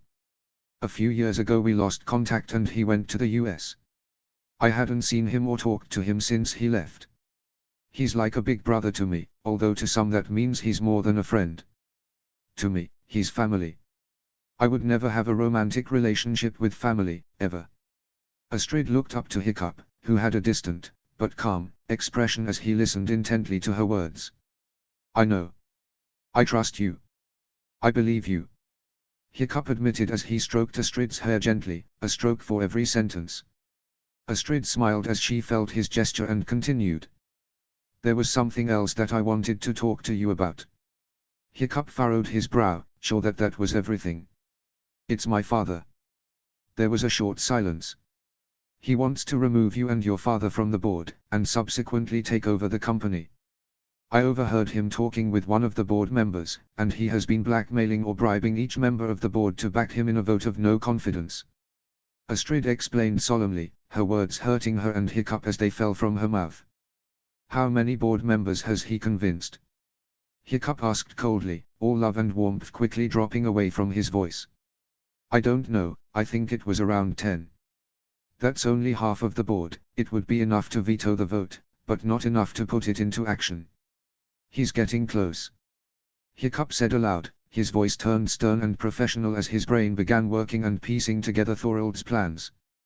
"Do you know who his next target is?" Hiccup asked, glancing down at Astrid, who gave out a huge yawn and placed her hand over her mouth to cover the action. "I think his name was Goberund or Gobrand." "Gobber? Yes, that's the one. He said if he can't convince him, he will cause an accident to get him out of the way," Astrid explained, and Hiccup felt a sudden sinking feeling well up within him as the worst settled into his head. "That man is ruthless," Hiccup muttered to himself and heard another yawn erupt from Astrid as she snuggled once more into Hiccup's chest. Smiling to himself, Hiccup pulled her closer and stroked her head tentatively. "It's okay, Astrid. Go to sleep. We'll talk more about this tomorrow." But Astrid was already asleep before he could finish the sentence. Chapter 21, Chapter 20. Chapter text. The next morning came quicker than expected, and when Astrid awoke she found her bed to be oddly empty. Her arms stretched out to the sides and expected to meet a figure, or another arm to stop her and pull her close. But as she swiped across the bed, she found no obstruction to her movements and she opened her eyes onto an empty bed.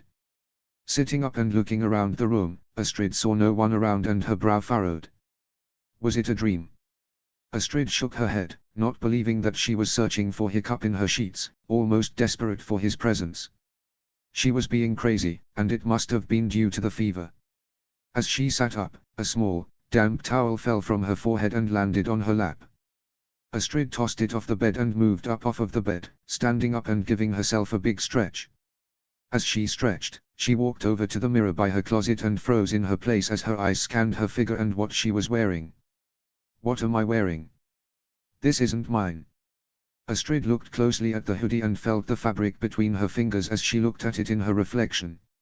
Something about it felt familiar, the soft feel of the fabric between her fingers and the familiar, masculine smell sent a warm feeling spreading through Astrid's heart. Is this Hiccup's? Astrid asked aloud to herself, before taking in a big whiff of the hoodie and sighing in contentment. Yep. It's his. After admiring her figure in Hiccup's clothes, Astrid made her way downstairs and over to the kitchen. As she arrived, she saw a small note on the door of the fridge and she immediately knew who the author of it was. Grabbing the note quickly, her eyes read the words carefully with a smile on her face. Don't worry about going to work, I've told your father that you're sick and are having the day off. Thanks for telling me about him yesterday, I know it couldn't have been easy. Take it easy milady. Hiccup. Astrid smiled at the nickname he had given her, the writing of it making her heart flutter as she wished to hear the name fall from his lips just once. However, she let out a short sigh at the prospect of staying home for the day without much to do. So, she opened the fridge to see a bowl wrapped in cling film ready and waiting inside. Carefully taking the meal out from the fridge, Astrid found another note attached to the top of it. It was from Hiccup again, and the note made Astrid's breath hitch in her throat. Here's some porridge for the morning. There's some soup for lunch in a green tub with instructions on how to cook it. Please don't burn down the kitchen before I get back. Astrid chuckled at his sarcastic humor and gritted her teeth lightly. Watch yourself Hiccup, I don't like insults. She murmured to herself. Put the porridge in the microwave for 1 minute before eating, take it out when it starts bubbling to check whether it's hot enough. Astrid muttered to herself as she read out the instructions that Hiccup had left on his note and it made Astrid roll her eyes. Yet, she wasn't about to disobey the words of her husband, not when he had been nice enough to make her breakfast and lunch before she woke up. A small smile spread across her lips as she read the note again, hearing Hiccup's voice as she read it and her heart fluttering at his natural humor and sweetness. However, Astrid shook herself out of it quickly and her expression dropped. No. She told herself firmly, I can't let him sow a seed. It's just food, it doesn't mean anything. But it did. It meant a lot of things. A lot of those things were starting to fertilize the soil in Astrid's heart, ready for the seed to be sown. She just didn't know it yet. Asterisk asterisk asterisk asterisk asterisk asterisk asterisk asterisk asterisk. The day seemed to go by quickly as Astrid snuggled onto her couch for the 8th movie that day, adjusting the blanket over her legs and cupping her hot mug of tea in her hands, she focused on the screen. However, as the sun was beginning to drop below the horizon, and the last remnants of the tea had been consumed, Astrid felt her eyes droop and a sense of tiredness swept over her suddenly. Placing her head on the sofa, laying her body prone upon its cushions, Astrid allowed the exhaustion and tiredness of her fever to take over. The movie continued to play in the background, the sounds of laughter and cheerful voices taking over all of Astrid's thoughts and soon making their way into her dreams. Soon, Astrid found herself drifting off to another realm and she recognized the person sitting in front of her. Casting her eyes around the room, she noticed that they were sitting in his office and the man on the other side was glancing over some papers. Hiccup. What's going on? Astrid asked curiously, her eyes looking over him in concern as she saw his expression stern and focused on the papers in front of him. I don't know whether I can do this. Hiccup said quietly, his words barely audible but somehow reaching Astrid's ears. What do you mean? I can't sign these papers. I don't want this to end. He looked up and stared into her eyes. Not when I haven't said all I've wanted to say to you. Hiccup stood up from his seat, leaving the papers on the desk behind. Walking over to Astrid, he turned her chair to the side and leaned his arms on the armrests to either side of Astrid. She was trapped beneath his figure, his body looming over her, and their gazes locked with one another. Astrid wanted to look away, but something inside her told her to hold their gaze, losing herself in the emerald shimmer of Hiccup's eyes. "What do you want to say to me?" Astrid asked warily, her voice shaking in nervousness as their gazes locked with one another. Hiccup smiled, hiding a small chuckle beneath his smile as he tilted his head slightly before slowly beginning to lean in. "This." Hiccup crashed his lips onto Astrid's, their soft touch caressing the skin of Astrid's lips enticingly, and it was enough for her body to scream back a reply. Before she could contain herself any longer, Astrid threw her arms around Hiccup's shoulders and pulled him further in, to deepen the kiss. Smiling to himself at her eagerness, Hiccup pulled Astrid up out of the chair and carefully spun her around, and with a gentle grip upon her thigh, lifted her onto his desk. Now, Astrid was sitting on Hiccup's desk. Hiccup stood between her legs as he pushed and pulled her throughout their heated kiss. Astrid felt a small, peaceful moan fall out of her mouth as Hiccup squeezed her thigh gently, the motion stimulating Astrid to feel more. She had never wanted anything more than him, and she didn't think she could find anything better than him as they continued to kiss.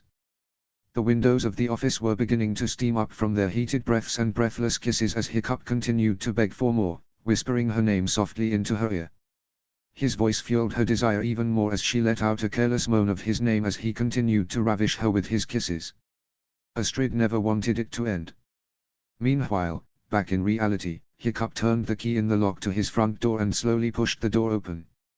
The entrance hall was dark. It was clear that no lights had been put on at all that day, yet Hiccup could see a small light flashing from within the living room. Curiosity getting the better of him, Hiccup made his way over to the living room and slowly opened the door, careful not to squeak the hinges as he moved it. As the door swung open, it revealed the sleeping figure of Astrid on the bed, her body squirming in her sleep as her mind visualized her fantasies, each one feeling as real as the sofa she was sleeping on. Hiccup couldn't help but smile at her actions, her sleeping motions causing a mild chuckle to crawl up his throat as he watched her. Looking around the room, Hiccup realized that she had made herself a nest within this room during the day. It wasn't a surprise to him that she would have been bored, but he couldn't take the risk that she would be feeling unwell or get worse at work. So he made her take the day off. Striding over to the couch, Hiccup sat down on the little space left at the edge as Astrid's body was pinned to the back cushions as she squirmed under her mind's torture. "You love her, don't you?" A voice from within the room called out. Hiccup whipped his head around and turned to face the TV. He could see two characters on screen talking together, one looked very disheartened and the other seemed respectful and warm. The scene seemed to be of these two men talking about their women and discussing the plot of the movie a little more. Hiccup looked at the screen curiously, the line piquing his interest as he took a momentary glance at Astrid, who was still sleeping peacefully on the couch. "What? No." The disheartened character defended rather weakly. "Look," his friend sighed, "I don't know what kind of a deal you have going on with her, but it's clear that you have some sort of feelings for this woman. Now, I couldn't tell you what those feelings are, but I know that you have them." The main character sighed, his disheartened look deepening. "You're right." He shrugged irritatedly, "I have some kind of feelings for her, even though I don't know what they are. But even if I loved her like you think I do, I couldn't do anything about it." "How so?" The main character rolled his eyes and turned his gaze over to the woman in question. "She's too good for me. She's attractive, smart, funny, brave and isn't afraid to stand up for herself. To me, she's the ideal woman," the character announced dreamily as he focused on the woman's figure before turning back to his friend. "She deserves better than me. She could do better. Better than you. Of course. Who wants a dried-up nerd with no prospective future and a job he hates? A man, when shoved into a confrontational situation, can't even stand up for himself and speak from his mouth. I'm a train wreck." His friend sighed and shook his head with a low chuckle. "You're an idiot, you know. Love doesn't have a scale or a league table. I mean, look at me." He gestured to himself. "I married a beautiful, young woman who many would say is way out of my league. But I love her with all my heart, and she loves me too." The two men looked over to the woman again. "If you like her, then you should tell her how you feel before she makes the biggest mistake of her life." "What mistake?" "Not choosing me." "Of course, that's the mistake. His friend hit him across the head and the scene quickly ended. However, the character's conversation stuck in Hiccup's mind. Should he tell Astrid how he feels before they have to end their relationship? What if he couldn't wait that long? Many questions began to fill his head as he looked at Astrid over his shoulder, a small moan flowing out of her lips as she breathed heavily in her sleep. Hiccup. Astrid moaned, causing Hiccup to widen his eyes. Hiccup. Astrid moaned again, making sure Hiccup heard it that time. Is she? Hiccup muttered to himself as he watched Astrid's expression scrunch and smile as her fantasy carried on regardless of her surroundings. Hiccup wanted it to be true, that she was dreaming about him. But when Astrid didn't moan again, he gave up and sighed defeatedly. Chuckling to himself at her cute actions, Hiccup slowly turned around and picked up Astrid's dainty figure into his arms, before making his way up the stairs to her room. He could feel her stirring in his arms, silently snuggling into his chest as he carried her carefully up the stairs. When he finally kicked open the door to her room and laid her down on the bed, he felt Astrid waking up as her eyes fluttered open. Their eyes met instantly once Astrid's eyes opened and she was wide awake. Her heart raced in her chest as she saw Hiccup leaning over her, still finishing placing her down on the bed, and she felt his presence lingering as he gazed into her eyes. I'm still dreaming, right?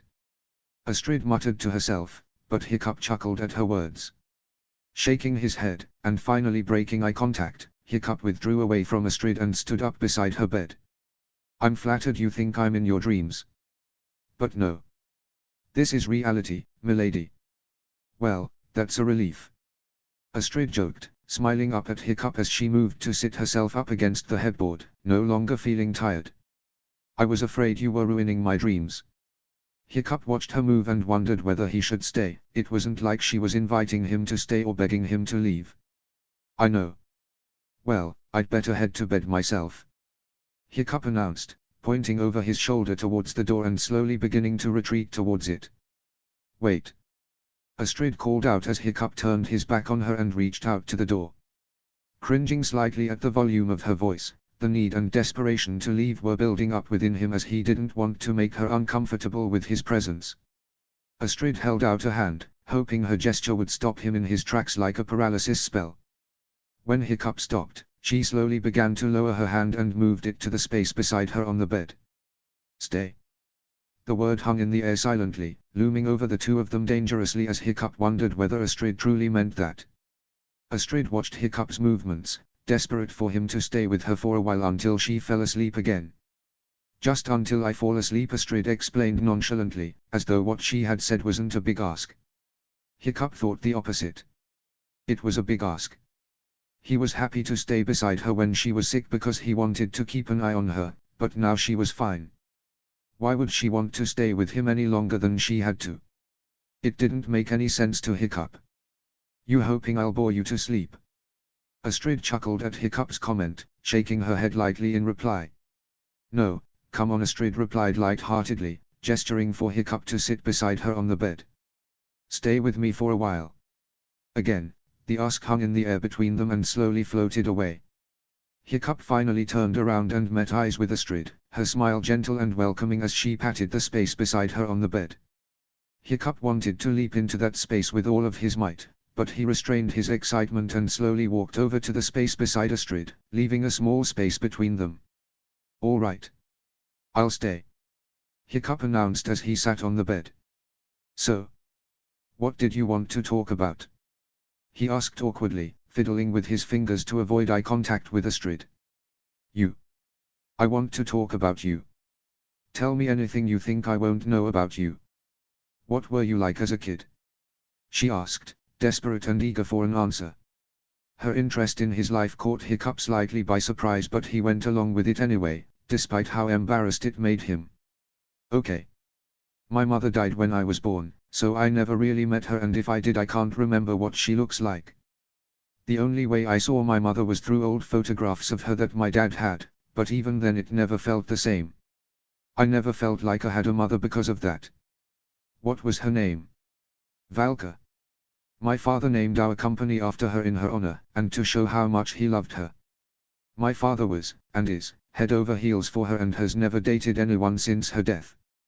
He believes that we all get one true love in our lives, and he got his, so he doesn't need anyone else. He's happy like that, I guess. Hiccup gave a small shrug in response to his father's attitude. What about you? What do you mean? Hiccup tilted his head in confusion in response to Astrid's question. Well, do you believe in true love or love at first sight? Astrid asked teasingly, nudging him slightly as he smiled at her question. Scratching the back of his head, Hiccup looked away for a moment and stared into his lap. You've asked me this before, and my answer's still the same. I don't know. I guess I'll have to let you know. Hiccup replied with an embarrassed smile, but Astrid just chuckled and was clearly unaware of the small insinuation of Hiccup's words. What about you? Me. I believe in true love, that there is that one person out there in the world made specifically for you. But love at first sight? Not really my thing. Astrid replied plainly, shrugging at her words as though she had distanced herself from them. She wasn't one for talking about love and feelings. Right. What about your dreams? What did you want to be as a kid? You couldn't have wanted to be where you are right now, right? Astrid joked lightly, almost wondering whether Hiccup ever had a choice in what he wanted to do. I wanted to be an artist. An engineer. An architect. Anything that would allow me to create something of my own. But I was never smart enough for it, and I had to back out of any dreams I had by the time I turned 18 when my father started training me to take over the company from him. Can you draw? Astrid asked, hoping that the question wasn't offensive in some way. Yeah, I was pretty good. But I haven't drawn anything in a while. Astrid yawned incidentally and began shuffling her way down the bed, her eyes gently closing. You can draw me. I couldn't. Hiccup refused, chuckling in embarrassment at the thought of drawing Astrid. I want you to.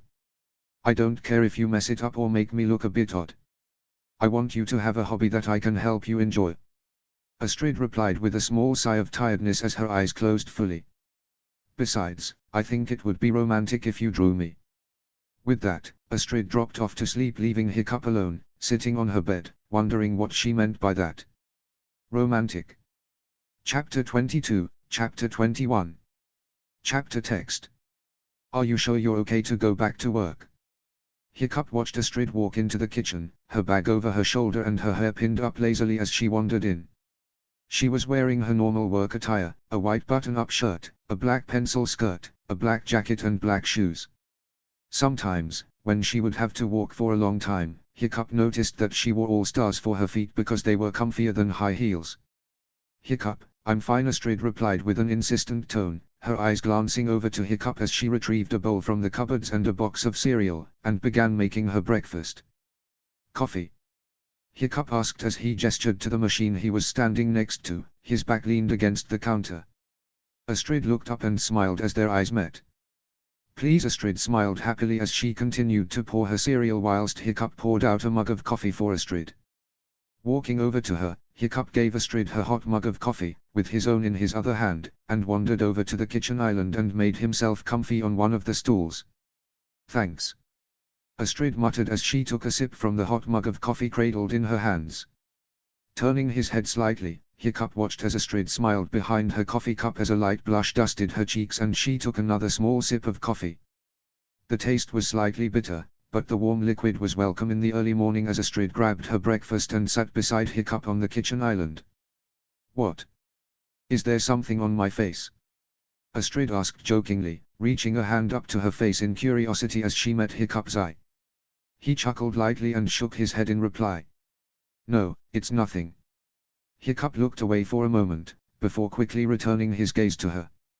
As she sat down beside him, Hiccup was able to admire her features more closely as she tried to focus on her breakfast whilst feeling Hiccup's admiring gaze upon her face.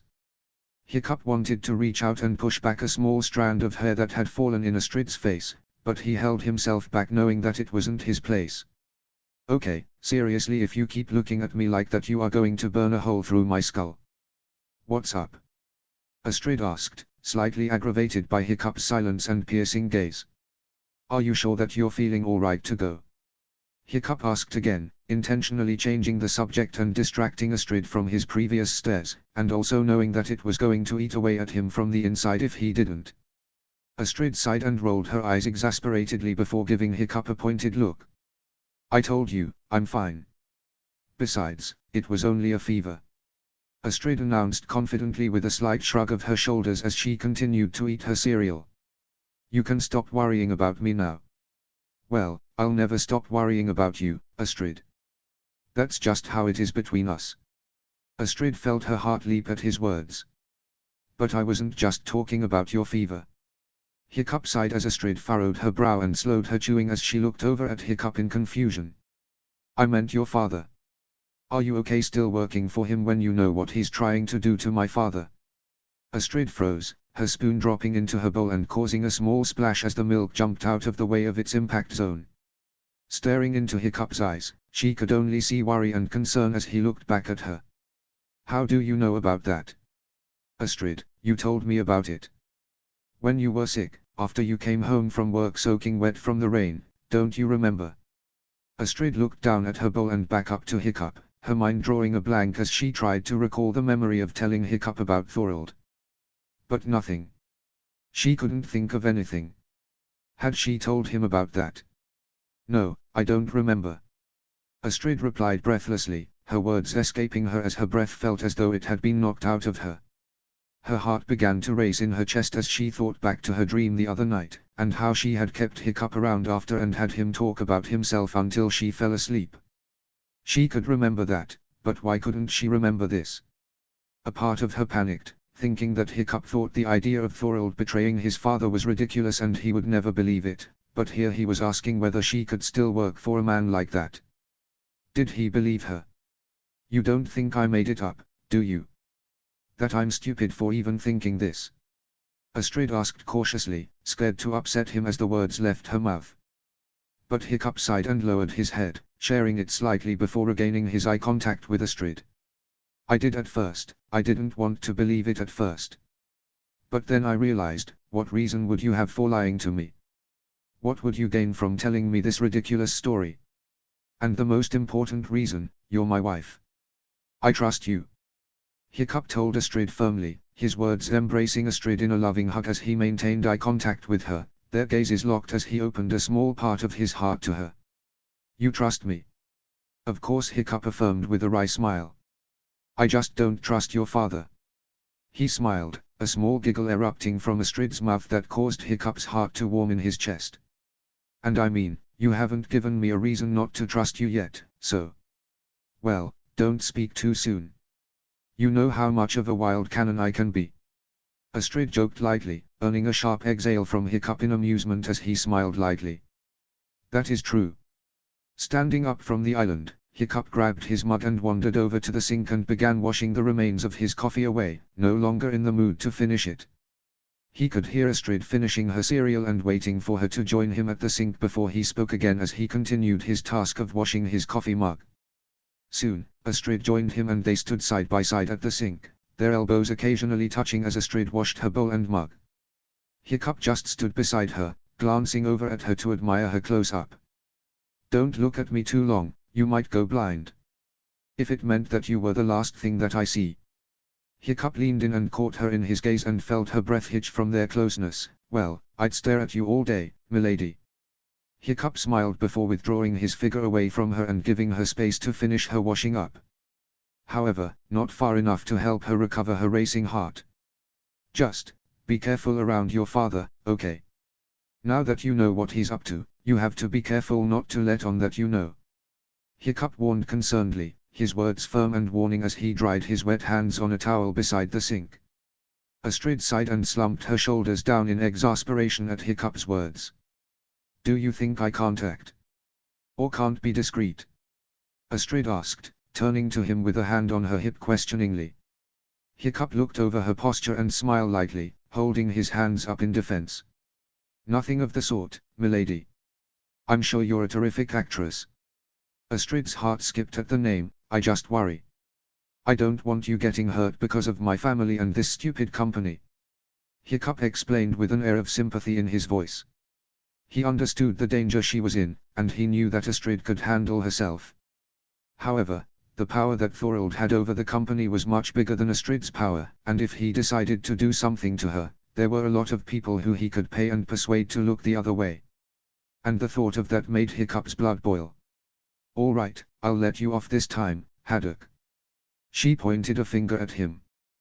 "But if you make me seem weak and vulnerable again, I won't hesitate to make you pay," she warned, an air of amusement to her voice as she warned him lightly.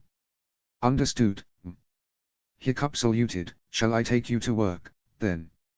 he asked as he lowered his hand and gestured out of the kitchen. "You shall." Astrid smiled and followed Hiccup out of the kitchen with her things and headed off to work. The journey to work seemed long and arduous as both Hiccup and Astrid remained silent throughout the ride. Hiccup focused on the road, and Astrid wandered off with the fairies as she thought about her conversation with Hiccup the night before. When had she gotten so comfortable around Hiccup? Her mind wandered as she watched the cars of the morning race past and the tall buildings begin to loom over them as they entered the city. Soon all of those surroundings disappeared as they entered the building's underground car park and the darkness of its walls caved them in. Astrid snapped out of her thoughts and turned to face ahead, instead of the window beside her, and waited for Hiccup to park up. Once inside the building, Hiccup gave a half-hearted goodbye to Astrid and rushed over to his office. He remembered that he had an important meeting with the board that his father had insisted that he join. Rushing over to his office, and right past Heather, he gathered his materials for the meeting and swiftly exited the office without even glancing his secretary's way, much to her annoyance. Striding into the meeting room, breathlessly, Hiccup made his way over beside his father and took a seat. Luckily for Hiccup, the meeting hadn't started yet and Thorold hadn't yet arrived. Hiccup leaned over to his father and lowered his voice so that the others wouldn't hear their conversation. Stoic noticed his son's actions and leaned in to hear his voice. "Father, there's something I'd like to talk to you about when this meeting has ended." Hiccup started, his voice low and dainty in the hushed meeting room. "If it's important, why not tell me now? We have time before the meeting starts after all." "Well then, I'll be more specific. I think there's something you should know about one of your board members." "Go on." Hiccup took a cautious glance around the room. "I believe that one of them is conspiring to remove you from the board. They have managed to gather the agreement of 10 board members to vote against you in the vote of confidence. And his next target is Gobber. How has he been persuading them onto his side?" Stoic asked curiously, starting to think that Hiccup had some kind of crazed dream from stress. "He's been blackmailing the few who resist and removing the members who disagree. I think he may have even bribed a few. Some of them just needed a little gentle persuasion because they already oppose you, but he thinks that if he can't get Gobber on his side he might have to remove him in an accident." Hiccup warned, his voice growing panicked as he finally spoke the words he had been mulling over for 2 days. "I fear he may kill him if he opposes him." "You think Gobber's in danger?" Stoic asked, an eyebrow raised at the absurdity of Hiccup's accusation. "Yes. I don't know whether he will resort to killing or what, but I can't take that risk that he won't try." "Hiccup, what you're talking about now is frankly ridiculous." "But father. However, it would be irresponsible to ignore the risk and possibility of truth to your words. We can't take the risk that Gobber might be in danger. As a father and chairman of the board, it is my responsibility to believe your accusation, no matter how absurd it may be. Frankly, it would be careless of me to ignore a potential threat to a member's life." "Thank you, father. It's all right, son. I'll see what I can do for Gobber. Perhaps we'll speed up his retirement that we had planned." Stoic chuckled whilst slowly shaking his head, slightly amused by this movie action drama that Hiccup had created. However, a part of him believed in Hiccup. Something about the way Hiccup spoke told him that this threat was real. Oh, also Hiccup got his father's attention again. "You didn't find any arty stuff in my room when you were packing up my things, right?" Stoic furrowed his brow and momentarily reared his head back before returning to his place, leaned closer to Hiccup. "No, of course not." "Why?" "Nothing, just wondering. I think I need to pick up a few things from home today. I'll stop by after work." Asterisk asterisk asterisk asterisk asterisk asterisk asterisk asterisk asterisk asterisk. After a long day at work, Astrid finally made it back home. Her father had kept her a little later than usual because he had a meeting with another board member and Astrid had wanted to stay and listen, under the pretense of finishing some files that needed to be sent over to someone in the building. Listening by the door hadn't given Astrid much clarity, as their voices seemed hushed, as though they knew someone was listening. However, Astrid had managed to catch a few words although she didn't understand what they meant without the context. Wandering her way into the house, Astrid came upon the living room and found it to be occupied. As she opened the door, the light from within momentarily blinded her. Astrid found Hiccup knelt in front of the coffee table with a bunch of artistic equipment laid out in front of him. "Oh, Astrid. You're home." Hiccup greeted as he fiddled about with something, his eyes glancing towards her as he spoke. Astrid smiled at the concentration on his face as he tried to sort out all of the equipment on the table. "What's all this?" she asked, placing her bag by the door and wandering over to the other side of the table, kneeling behind it. Hiccup looked up from his work and over to Astrid with a goofy grin. "I took you up on your offer."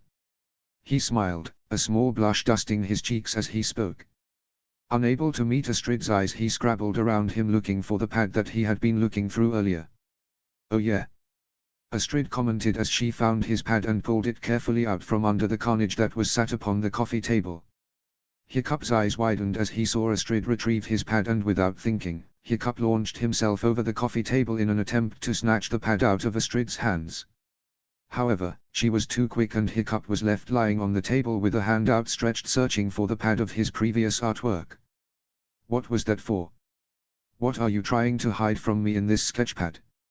she asked as she slowly opened the cover page and found herself looking at a portrait of a beautiful-looking woman. "Astrid, please. Give it back," Hiccup pleaded, but Astrid's curiosity was piqued after Hiccup's reaction. "After that display? Not a chance." "Display? Don't act clueless. You just tried to grab this out of my hands," Astrid accused.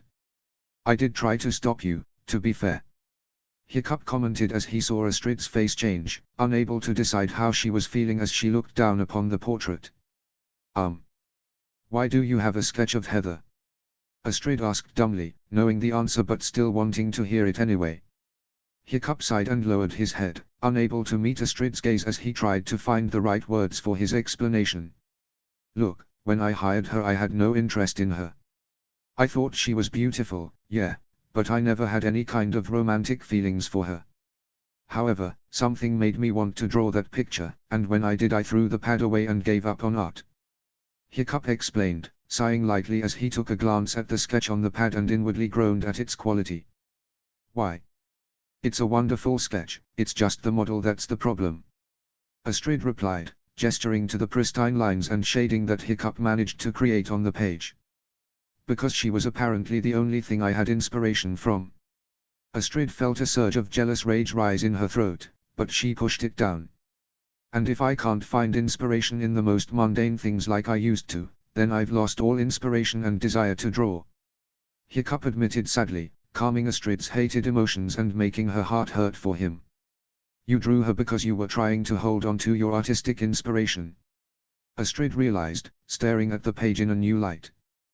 This was no longer a sketch of Heather. This was an attempt to cling to the remnants of a forgotten hobby. "I thought I would never have any desire to draw anything again, nor any inspiration. Then I met you." Hiccup blushed, looking away from Astrid as he felt unable to look her in the eye. He was embarrassed to admit it, but her beauty was something that he had been wanting to capture on paper for a long time. But now that she was offering to be a model for him, he couldn't refuse. Astrid smiled as a blush ghosted over her cheeks before she cleared her throat and sat back up, handing the sketch pad back to Hiccup with a new look at things. She adjusted her seat on the floor, getting more comfortable as Hiccup retrieved the pad from Astrid's hands hesitantly. "Then draw me." Chapter 23, Chapter 22. Chapter text. "Then draw me." Hiccup froze, the pad shaking in his hand as he held it in place after retrieving it from Astrid. His eyes went wide as he stared at Astrid, no emotion crossing his face as he looked over her face for amusement or a joking manner. Yet he saw none. "Are you joking with me right now? If you are, it's not funny," Hiccup responded after a few moments of silence between them. Why would I be joking with you? Hiccup shrugged and placed the pad on the table carefully, searching for a pencil, or at least for where his pencils were. Letting out a quiet sigh, Astrid slumped her shoulders down and grabbed a stray pencil from the table and held it before Hiccup temptingly. I'm serious. I want you to draw me. Please? Astrid pleaded, holding the pencil out before him like a forbidden treat. You said I was your new inspiration, don't go back on your word. She warned as the pencil dangled in front of him. You just don't want me to have only ever drawn Heather's portrait, don't you? Hiccup teased, earning an eye roll and groan from Astrid. Whether it is or not shouldn't matter. I want you to draw me, isn't that enough?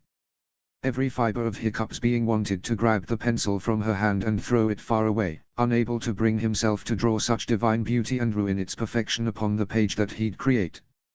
He couldn't do it. But something in his eyes made him hesitate. Something in the way she pleaded to him made him stop and want to say yes. He was stuck. Feeling so conflicted as he looked at the pleading look in his wife's eyes, he couldn't say no, but he also couldn't say yes. What was happening to him? Okay. Hiccup replied reluctantly, retrieving the pencil from Astrid's hand and fixing it between his fingers ready to use. Smiling triumphantly, Astrid adjusted her hair and readjusted her seat on the floor, moving about clumsily as she tried to make herself comfortable. Hiccup smiled to himself seeing her so eager to have her picture drawn by him that it filled him with a small sense of pride and confidence as he readjusted the pencil in his hand. Are you sure about this? Hiccup asked warily, a small smile dusting across his lips as he looked up towards Astrid with a tentative look. But Astrid was just smiling back. 100%. Okay then, I apologize in advance.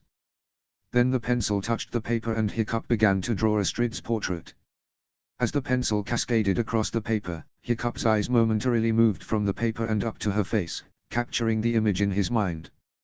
Astrid couldn't help but admire the way that his fingers moved as they gripped the pencil, their tough, iron grip upon the wood creating the lightest and gentlest lines upon the paper.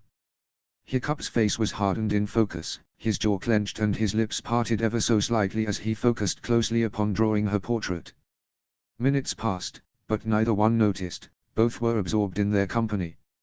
Astrid had lost herself in admiring Hiccup's features whilst he drew her portrait and Hiccup was focused on successfully portraying Astrid's beauty through his art. However, as he drew the last line of shading upon the paper and looked upon his work with a critical glance, he knew that he had not succeeded in that attempt. But, with a reluctant sigh, he raised his head and looked over to Astrid with a nervous smile. I told you that I would apologize in advance, Hiccup mentioned as he slowly handed the pad over to Astrid with a slow, shaking hand. Astrid snatched the pad from his grip and stared at the image on its paper. To her, it felt as though he was staring back into a mirror, her reflection looking back at her as she stared at the careful pencil lines of his drawing. It was beautiful. Astrid felt her throat choke up and her eyes water at the sight. She had never seen anything more beautiful and artistic in her life. You are truly wasted as a businessman, Astrid commented as she looked over the portrait once, then twice and then again. She couldn't stop looking at the work on the paper before her.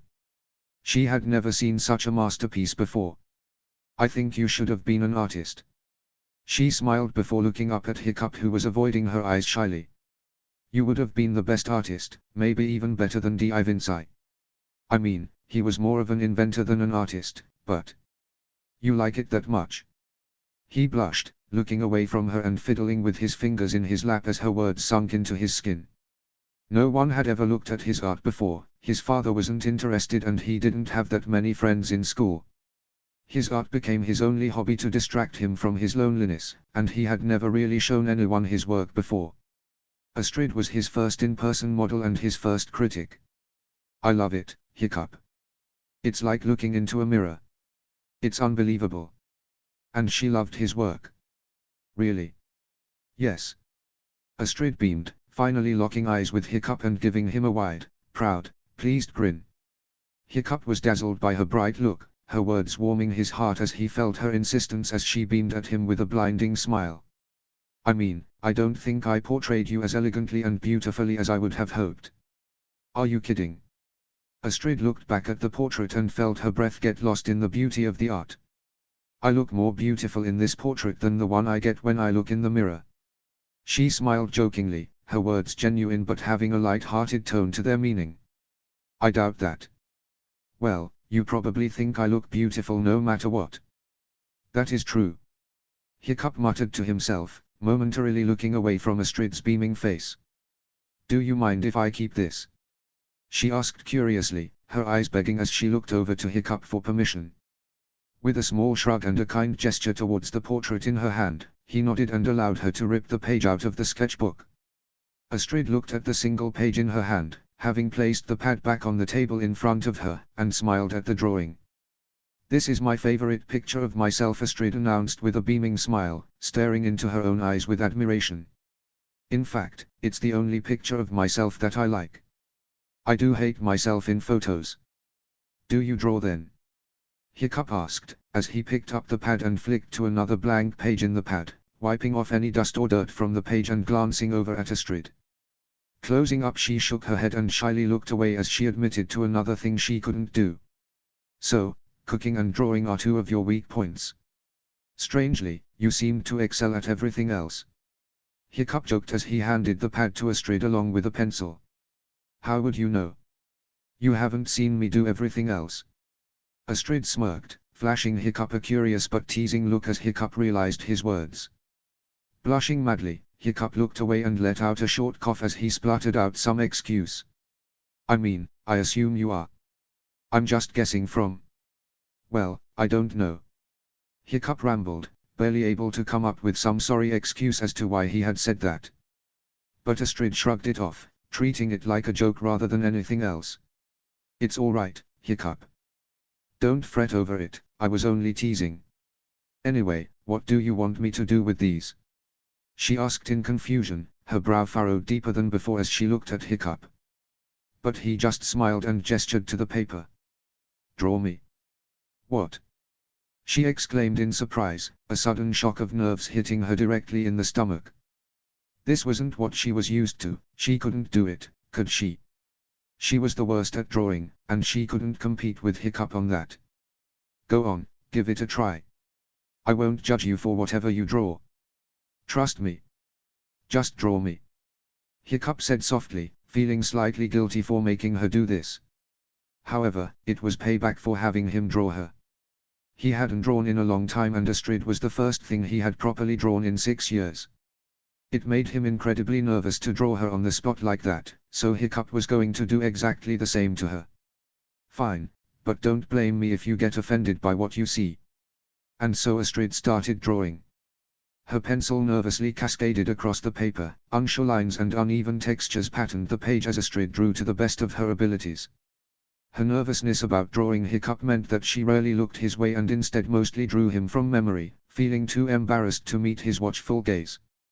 However, after a while of this and Astrid's continuing nervous pencil lines over the same areas, Hiccup grew tired and bored, desperate to know what she had created.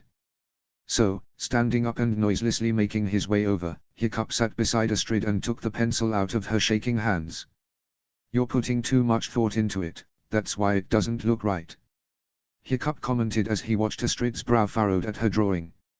He knew what she was thinking and he knew what she hated about it. It was clear in her face that she hated what she drew, but was too embarrassed to show Hiccup what she had created. Here Hiccup grabbed the pencil and leaned over her and began drawing over her piece, improving the little inconsistencies of her drawing. You need to make this part of the face clearer by shading the line underneath, this creates the shadow. Then, you want to make sure that you don't overshade where it isn't needed. Now, unless you have deep-set eyes, you wouldn't have this much shadow beneath your eyebrows as you've done here. Hiccup's words and teachings continued, but Astrid soon zoned out. Her eyes focused on his face, the face that leaned in so close to her won her attention. He was only a few centimeters away from her and she seemed to have this sudden urge to touch it. Her hands were begging to reach up and cup his face in her grasp, to feel his skin beneath her touch as she held his face in her hands. Trying to pay attention, her mind was constantly drifting over to the face that rested before her, his skin looming temptingly in front of her like a forbidden fruit. There, you see. Hiccup said and turned to look at Astrid, not realizing how close they were to one another. As he turned his head, Astrid felt a sudden, uncontrollable instinct rise within her and without realizing, She was leaning closer to him. When Hiccup faced her, Astrid pressed her lips upon Hiccup's for the first time since their wedding. It wasn't passionate, and it wasn't forceful, it was just a gentle kiss.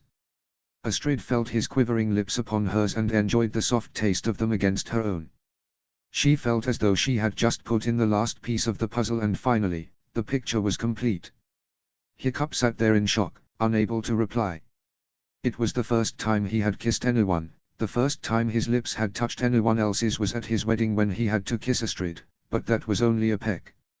Now, here he was being kissed by the most beautiful woman he had ever seen. He couldn't react. He didn't have time to react because a second or two after their lips connected, Astrid suddenly pulled away. Realizing what she had done and the way it made her feel, Astrid pulled away in shock at her actions. She was embarrassed and ashamed about what she had done. What was worse was that she couldn't even explain herself. It was pure instinct. I am sorry. Astrid looked away, covering her mouth and cringing at her actions. She couldn't believe what she had done. But Hiccup didn't move, he didn't react. I didn't know you were attracted to art in that way. Hiccup joked, trying to lighten the mood. If I did, I would have drawn you sooner.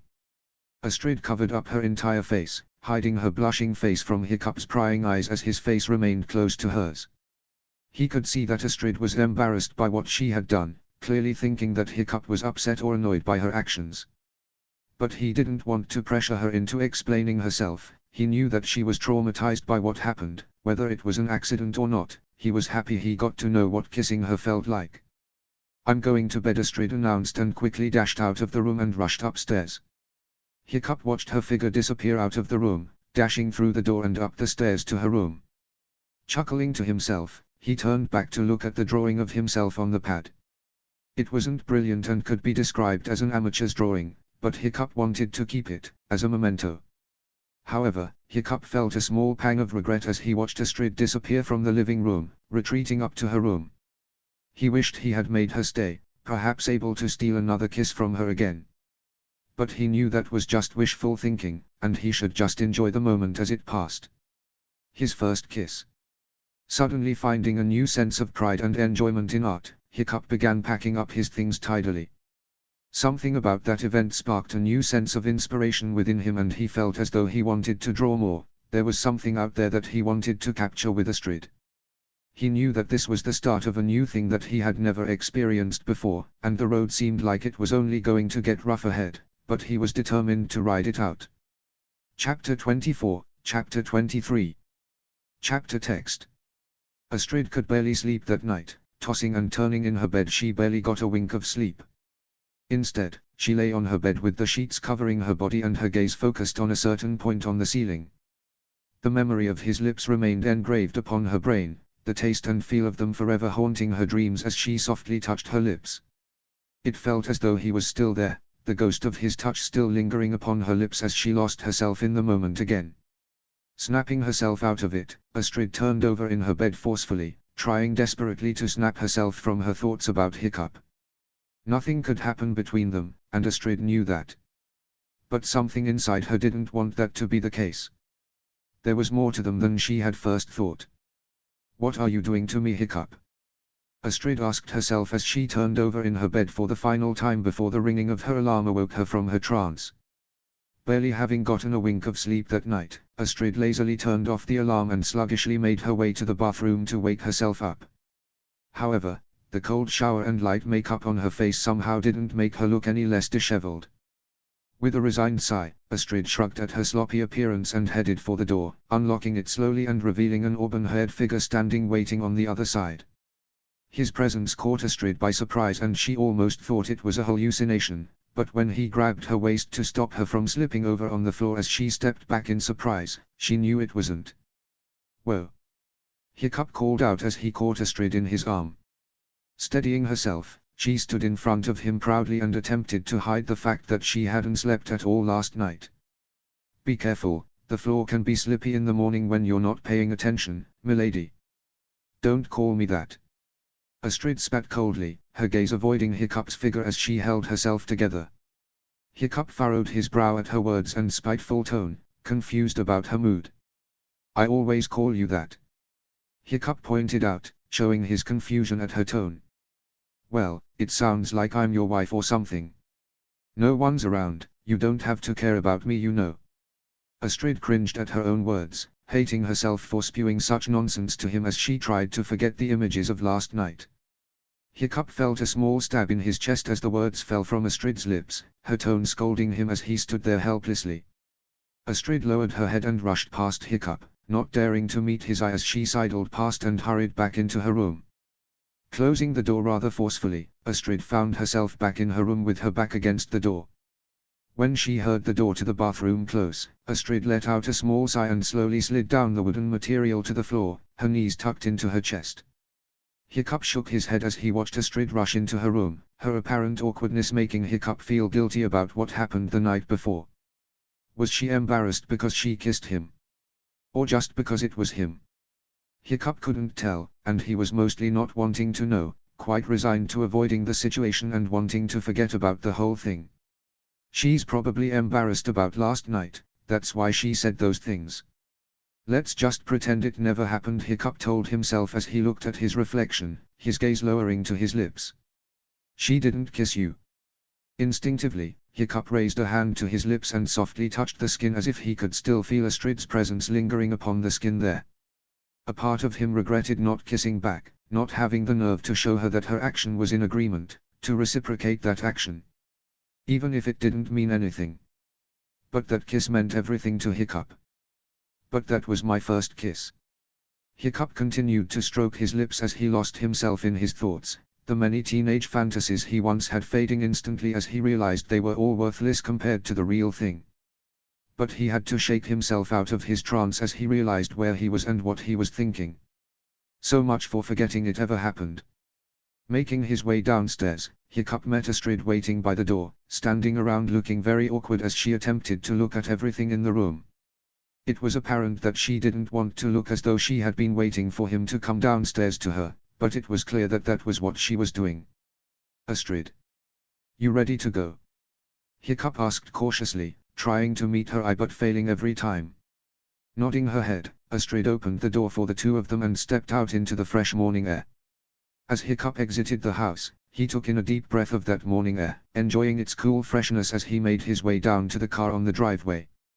Astrid was already at the car, standing by it shyly as she was desperate to run away from the house and the awkwardness that she was feeling with Hiccup. This is going to be a long drive. Hiccup muttered to himself as he unlocked the car and got inside. It had only been a few minutes since they had left the house and made their way onto the main roads, and yet the tension in the car between them was thick enough to be cut with a knife and spread onto a slice of toast. Neither one of them spoke, the awkwardness filling the air as they sat beside one another in the tight, claustrophobic space of the car.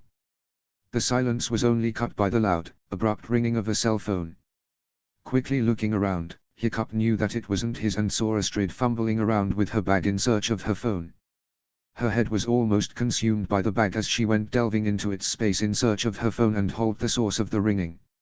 Finally grabbing onto the phone and retrieving it from the confines of her bag, Astrid answered the call and held the phone to her ear. Hello. She answered with a nervous but curious tone, intrigued as to who would be ringing her so early in the morning. Astrid. A loud, obnoxious voice yelled out from the other side, causing Astrid to momentarily pull the phone away from her ear and wince from the volume. Returning the phone to her ear, Astrid listened to what her friend had to tell her. What is it, Ruff? She asked, not really in the mood to talk to many people as she sat in the awkward car with Hiccup. You and me. Drinks. Tonight. She said simply, as though the reason for her call was clear. Come on Ruff, you seriously think I'm going drinking with you after last time? That sentence caught Hiccup's attention, and he found himself listening in on Astrid's conversation with her friend. He couldn't be sure what her friend was suggesting, but the idea of Astrid going out drinking somewhere where other men can drool over her made Hiccup tighten his grip on the steering wheel. Astrid. Ruff whined, please. Just give this one a shot, I promise you this new club I've found is going to be amazing. Ruff explained, attempting to hope Astrid was up for a crazy night. Astrid was reluctant to go, not really one for a wild and energetic night after her sleepless night. However, The alternative of having to spend the night in the same house as Hiccup after their encounter the night before made Astrid more open to the idea of spending the night out. How amazing! The prospect of agreement in her voice made Ruff all the more eager to persuade Astrid to come. She knew her friend was thinking about going, now all she needed to do was get her to say yes. But Hiccup's grip upon the steering wheel tightened as Astrid asked her friend that question, knowing that there was the intent to agree with her words. My brother's working the bar and he says we can get free drinks if we agree to fill in for some dancers on stage for a few minutes. I know how much you like trying new things and doing daring things. This should be right up your alley.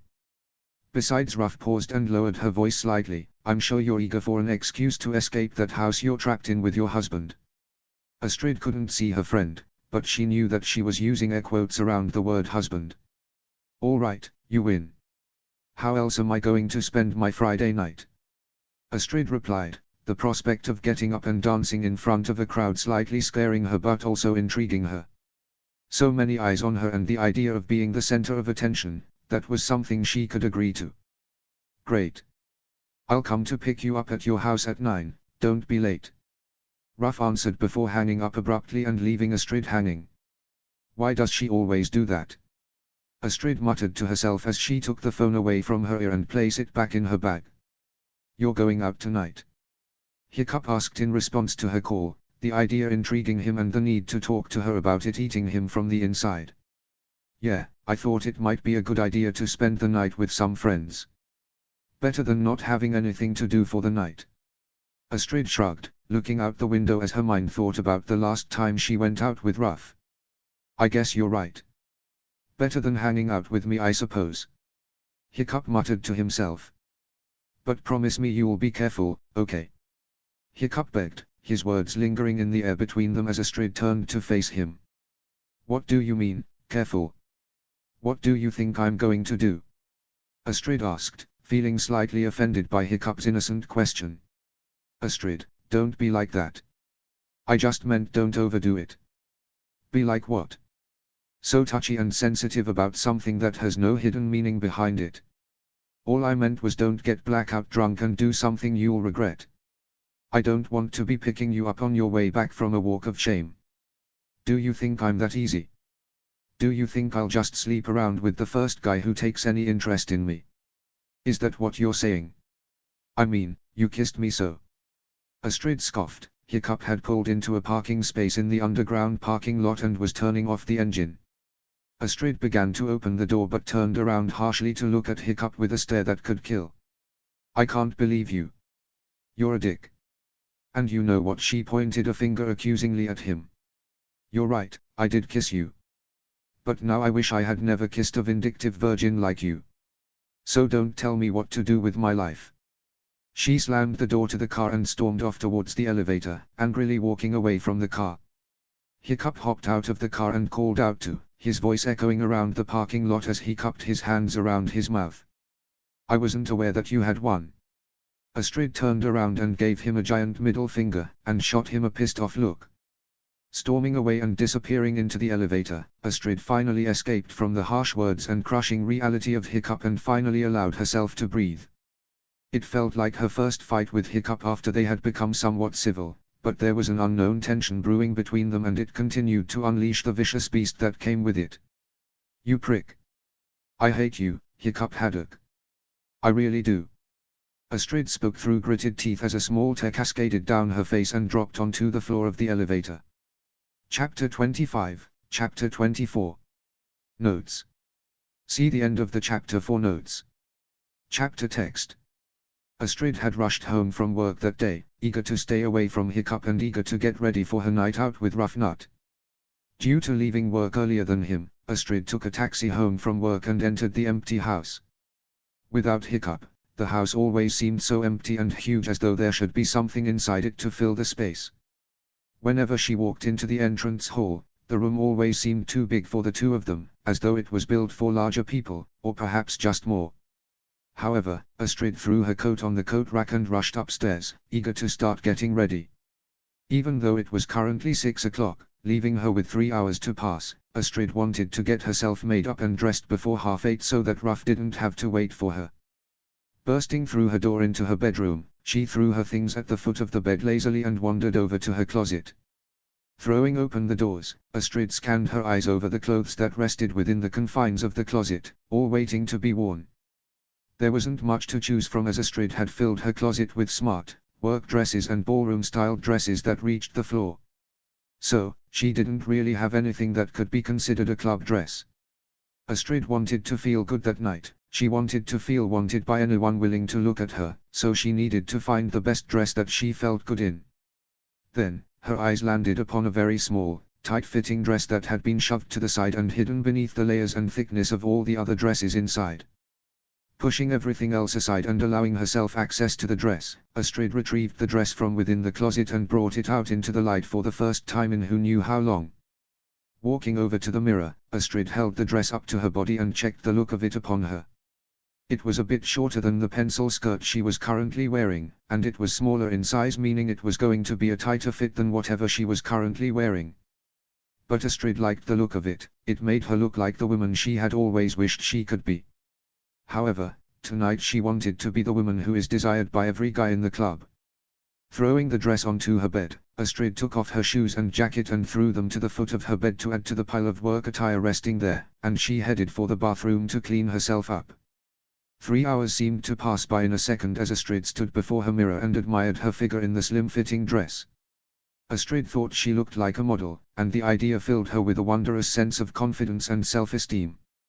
For just one night, she was going to be single again, and Hiccup wasn't going to tell her otherwise. No, stop it. Astrid scolded herself as she thought about him.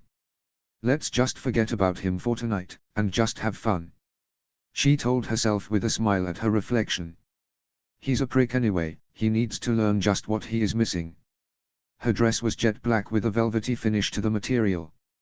It was sleek and well fitted enough to show the curve of her hips and her thin waist beneath the dress's material. It was long-sleeved with the sleeves being held together by a shoelace design that revealed part of her arms to the world.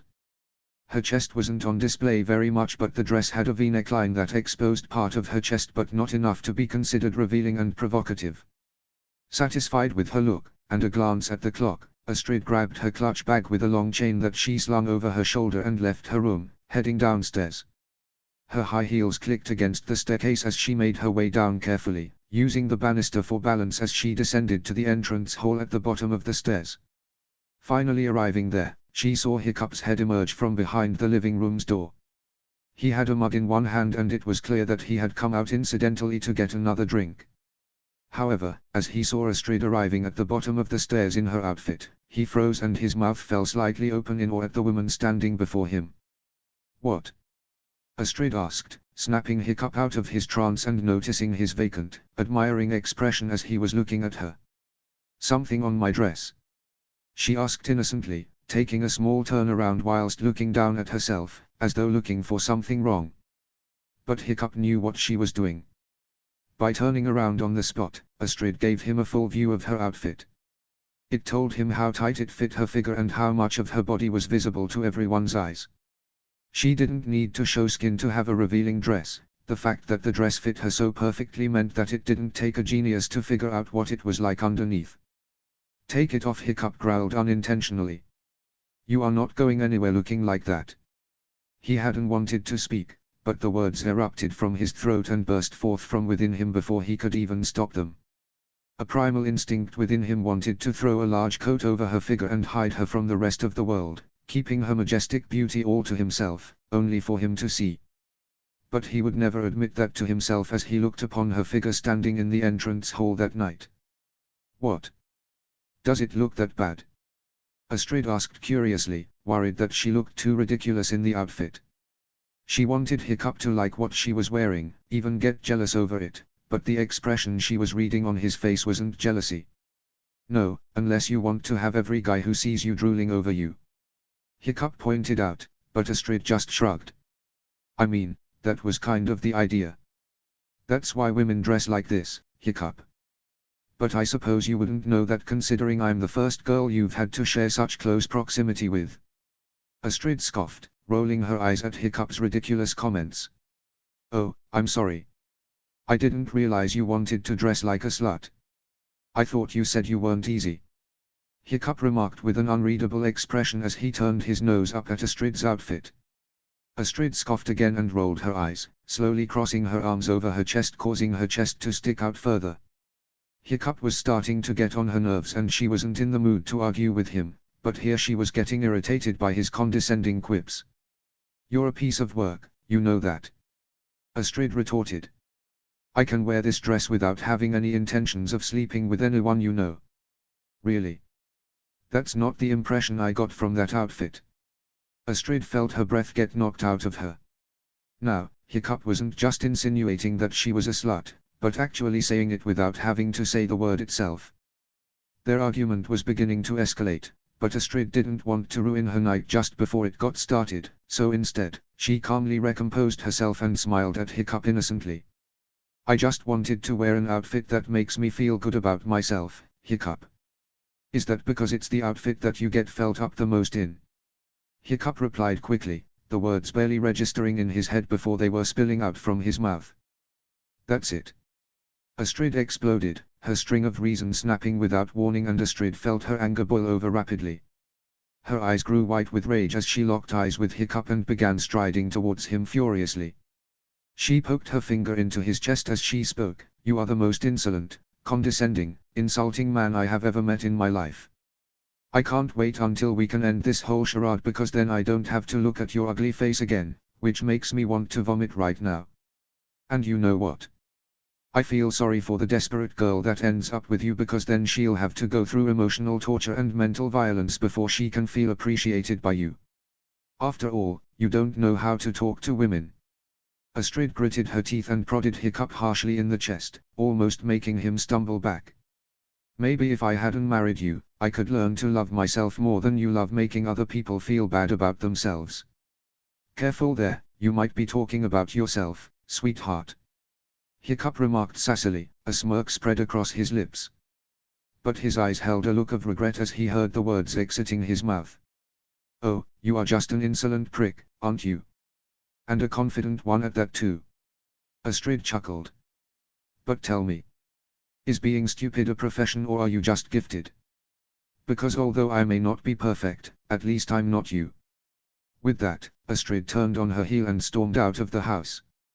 The door slammed loudly and the sound reverberated across the house, causing Hiccup to flinch from the sound. A small, regretful sigh left Hiccup's lips as he shook his head sadly and slapped his face. "She's right. You are stupid, Hiccup. You've really doomed yourself, haven't you? Asterisk asterisk asterisk asterisk asterisk asterisk asterisk asterisk asterisk. Whoa, easy there. Don't you think you should slow down a bit, Astrid?" Ruff warned as she watched her friend down her 7th shot of the evening. "That's your 7th shot of the night, you might wanna take it easy. I'm not wanting to take you home in a wheelbarrow," she joked, chuckling as she watched Astrid scowl at the shot glass gripped tightly in her hand. When they had first arrived at the club and taken a seat at the bar, they had only ordered one drink together. Then Astrid suggested they do shots, and that's when things started to go downhill as she downed one shot after another. Ruff knew that Astrid was upset by something, but her friend was keeping a tight lip. "Do you think I'm dressed inappropriately tonight?" Astrid asked without glancing at her friend. Her expression was blank as she stared off into the distance, pondering over Hiccup's words before she left the house. "No. Of course not. What makes you say that?" Ruff asked, her voice slightly raised over the bounding music of the club around them. Both of them naturally talked loud so their voices could easily be heard over the music, but tonight the music seemed to be ear-splittingly loud. Hiccup. Astrid replied stiffly, the name falling from her lips without emotion as she took a long swig of her drink that was quickly depleting. "Really?"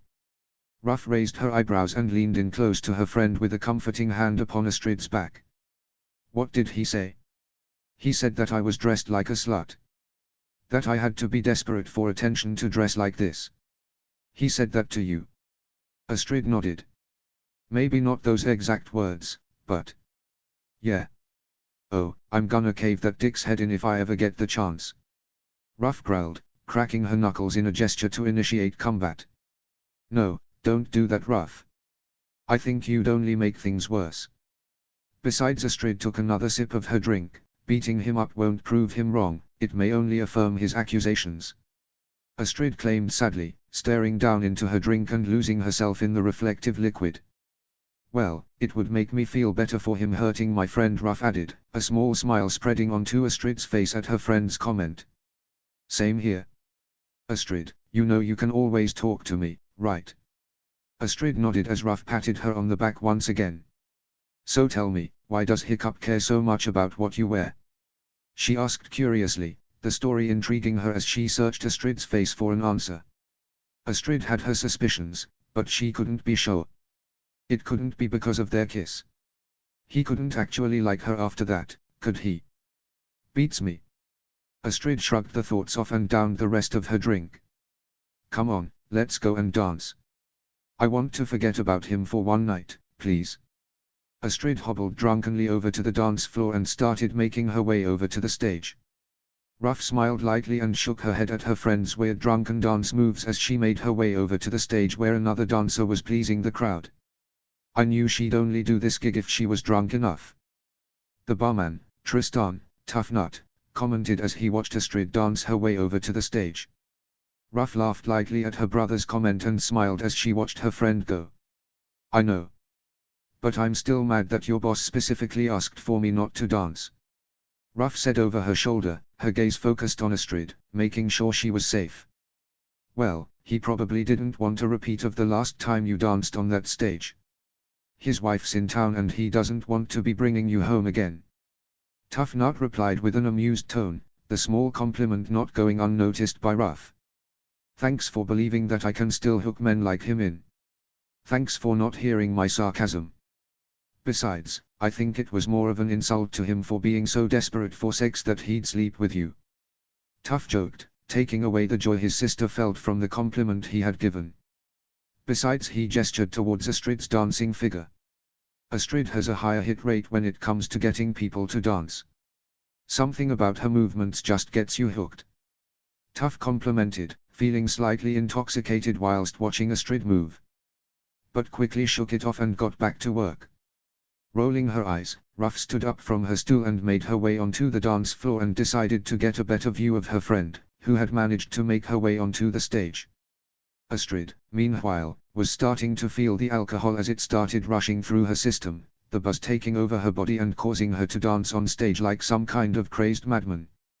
She had never felt so free in her body before, dancing across the stage like she was an erotic dancer at some kind of gentleman's club, but instead, she was keeping her dignity intact. Astrid could feel the eyes on her as she felt the music reach her in a way she rarely experienced, and she felt the temperature heat up as the song escalated. Suddenly, another dancer hopped onto the stage, his broad muscular stature towering over Astrid as they danced together. His hips ground against hers as he grabbed her waist and the two of them let the music take over. The crowd in the club was going wild, the erotic dance on stage fueling their desires and erupting the dance floor in cheers and wolf whistles as the two rose the temperature of the room together. That was until Astrid was harshly dragged away from the scene, much to everyone's disappointment. Soon, Astrid found herself being dragged outside and left to stand by the entrance to the club with a fearsome-looking friend standing in front of her. What did you think you were doing? Ruff asked worriedly, her tone was annoyed and slightly panicked. I know you were lost in the moment, but Astrid. Ruff attempted to get the drunken Astrid's attention as she hung her head down tiredly. The alcohol started to overtake her body faster than she could keep up with. You're married, Astrid. Who knows how far that would have escalated if I hadn't stopped it. Then why did you? Astrid asked drunkenly, not knowing what words were coming out of her mouth. Ruff looked slightly taken aback at her friend's words, never seeing her friend be so careless before. Astrid, what are you talking about? Did you really want to make the biggest mistake of your life? Ruff asked, shaking her friend's shoulder to snap her out of this drunken daze she's found herself in. I've already done that. It would just be another mistake. Astrid commented before sliding down the wall she had leaned up against and dropping to the floor. That's it, I'm calling Hiccup. Notes. Things here just keep getting worse, but then again they need to be worse before they get better. I know drama isn't what you came here for, but it isn't pointless. Chapter 26, Chapter 25. Notes.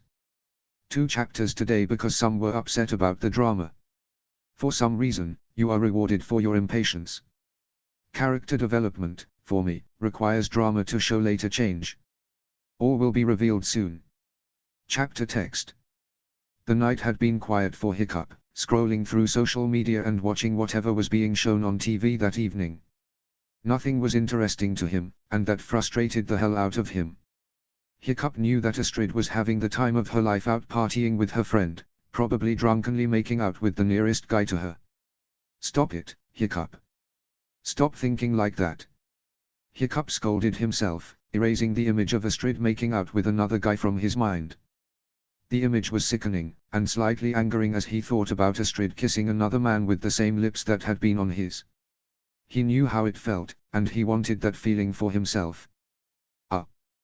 What are you doing to me, Astrid? Hiccup complained, throwing his head back against the sofa as he tried to erase the images of her from his mind. However, she seemed to be stuck there like a catchy tune. He couldn't escape it.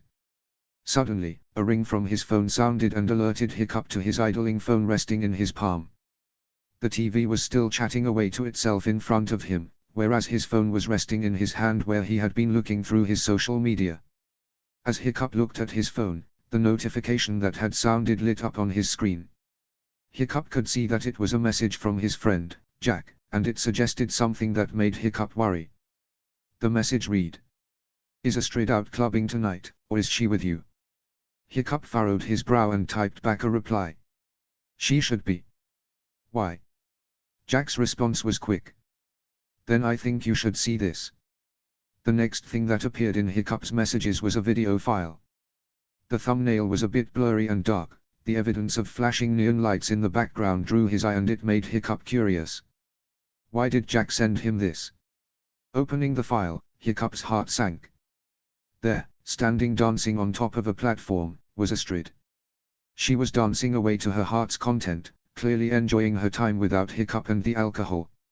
However, Hiccup's mood suddenly changed from sad to angry as he watched a male dancer appear on the platform with her, dancing and grinding on her as though he were wanting to take her right there in front of the whole club. And Astrid let him. Hiccup felt enraged at the video, wanting to kill that guy for laying a finger on his wife. He couldn't deny that Astrid had looked extremely attractive dancing like that on the platform, the way her body was moving even stimulating a curious feeling to rush to his downstairs area. But Hiccup was too infuriated by his jealousy to notice. However, his phone quickly rang whilst still gripped in his hand, vibrating violently against his skin. As he looked at the screen, he saw Astrid's name on the screen and he forced himself to subdue those deep-seated desires. He steadied himself, picked up the call and raised the phone to his ear. "Hello?" Hiccup answered with a monotonous voice, trying to portray his current emotion of anger and betrayal as he answered the call. He was partly afraid to hear a drunken rant from Astrid about how much she hated him as she made love to the man he had seen her dancing with. However, thankfully, that was not what he heard. "Hiccup. Is that you?" An unfamiliar female voice called out from the other line, her voice was desperate and seemingly exhausted. "Yes, this is Hiccup." He replied in confusion, his brow furrowing as he answered stiffly to her question. "Is that Hiccup?" A faraway and muffled voice called out, a voice that Hiccup instantly recognized as Astrid's. "Let me speak to him, I have something to say." "No, you're not having the phone, Astrid." "Hiccup, I need your help." The voice, which Hiccup assumed at this point to be Astrid's friend. "Astrid is completely wasted and I'm not sure I can babysit a wild animal like her." "Rare." Astrid cutely growled on the other line, making Hiccup chuckle at her adorable, drunken roar, completely forgetting about the anger he had held against her mere moments ago. Yeah, rare. Whatever. Just come to the club, Hiccup, and take her home. It's the Dragon's Edge. We'll be outside. Is Hiccup coming? Are you going to beat him up for me, Ruff? Please hurry."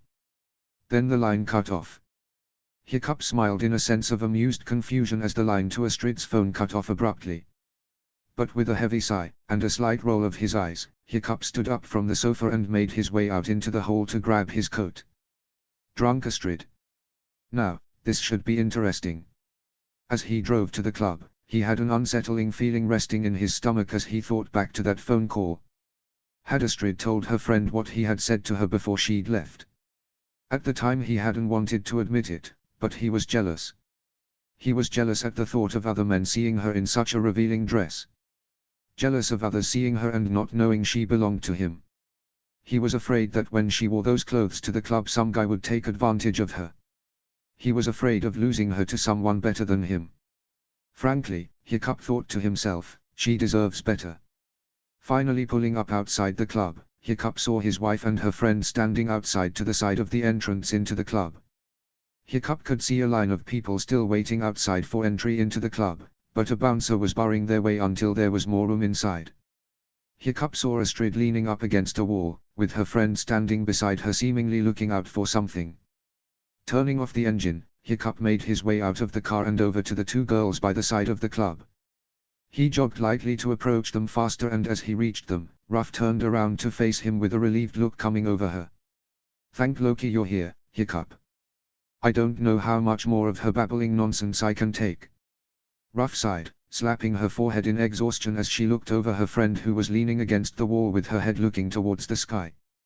Hiccup smiled lightly and patted Ruff's shoulder, in a small gesture of thanks and well done as she let out another exhausted sigh. Making his way closer, Hiccup nudged Astrid's shoulder lightly to gain her attention. As his finger made contact with her skin, Astrid's head shot up towards him and a smile of anger crossed her face. "Hiccup. My most hated husband." Even though she was drunk, Hiccup was slightly hurt by that remark. "Have you come to take me home, rude sir?" Astrid asked as she slung her arms over his shoulders and began to lean her weight onto his chest as she hugged him as support for her balance. Holding her up by her arms, Hiccup helped her stand up by herself. However, she continued to sway and babble nonsense as she stood before him. Looking over to Ruff, he had a concerned and angry look on his face. "Gods! How much did she drink?" Hiccup asked, a slight irritation to his tone. "I don't know. She had about 9 shots, I think. But she's not normally this lightweight," Ruff told herself, helping stop Astrid from falling over as Hiccup picked Astrid up and placed her on his back, giving her a piggyback ride. "You think 9 shots is lightweight?" Hiccup asked incredulously. "Hey, dude, it takes more than 9 shots to get her wasted usually," Ruff commented with a smile and a nod. Astrid gave her a thumbs up in agreement and relaxed her body onto Hiccup's back. "Whatever. Hey. Thanks for looking after her, I guess." Hiccup sighed as he began making his way over to his car before Ruff's voice called him back. "Astrid's a lot more of a sensitive soul than you may think. What you think of her matters more than what she thinks of herself. When you understand that, you understand Astrid," Ruff shouted before turning around and making her way back inside the club.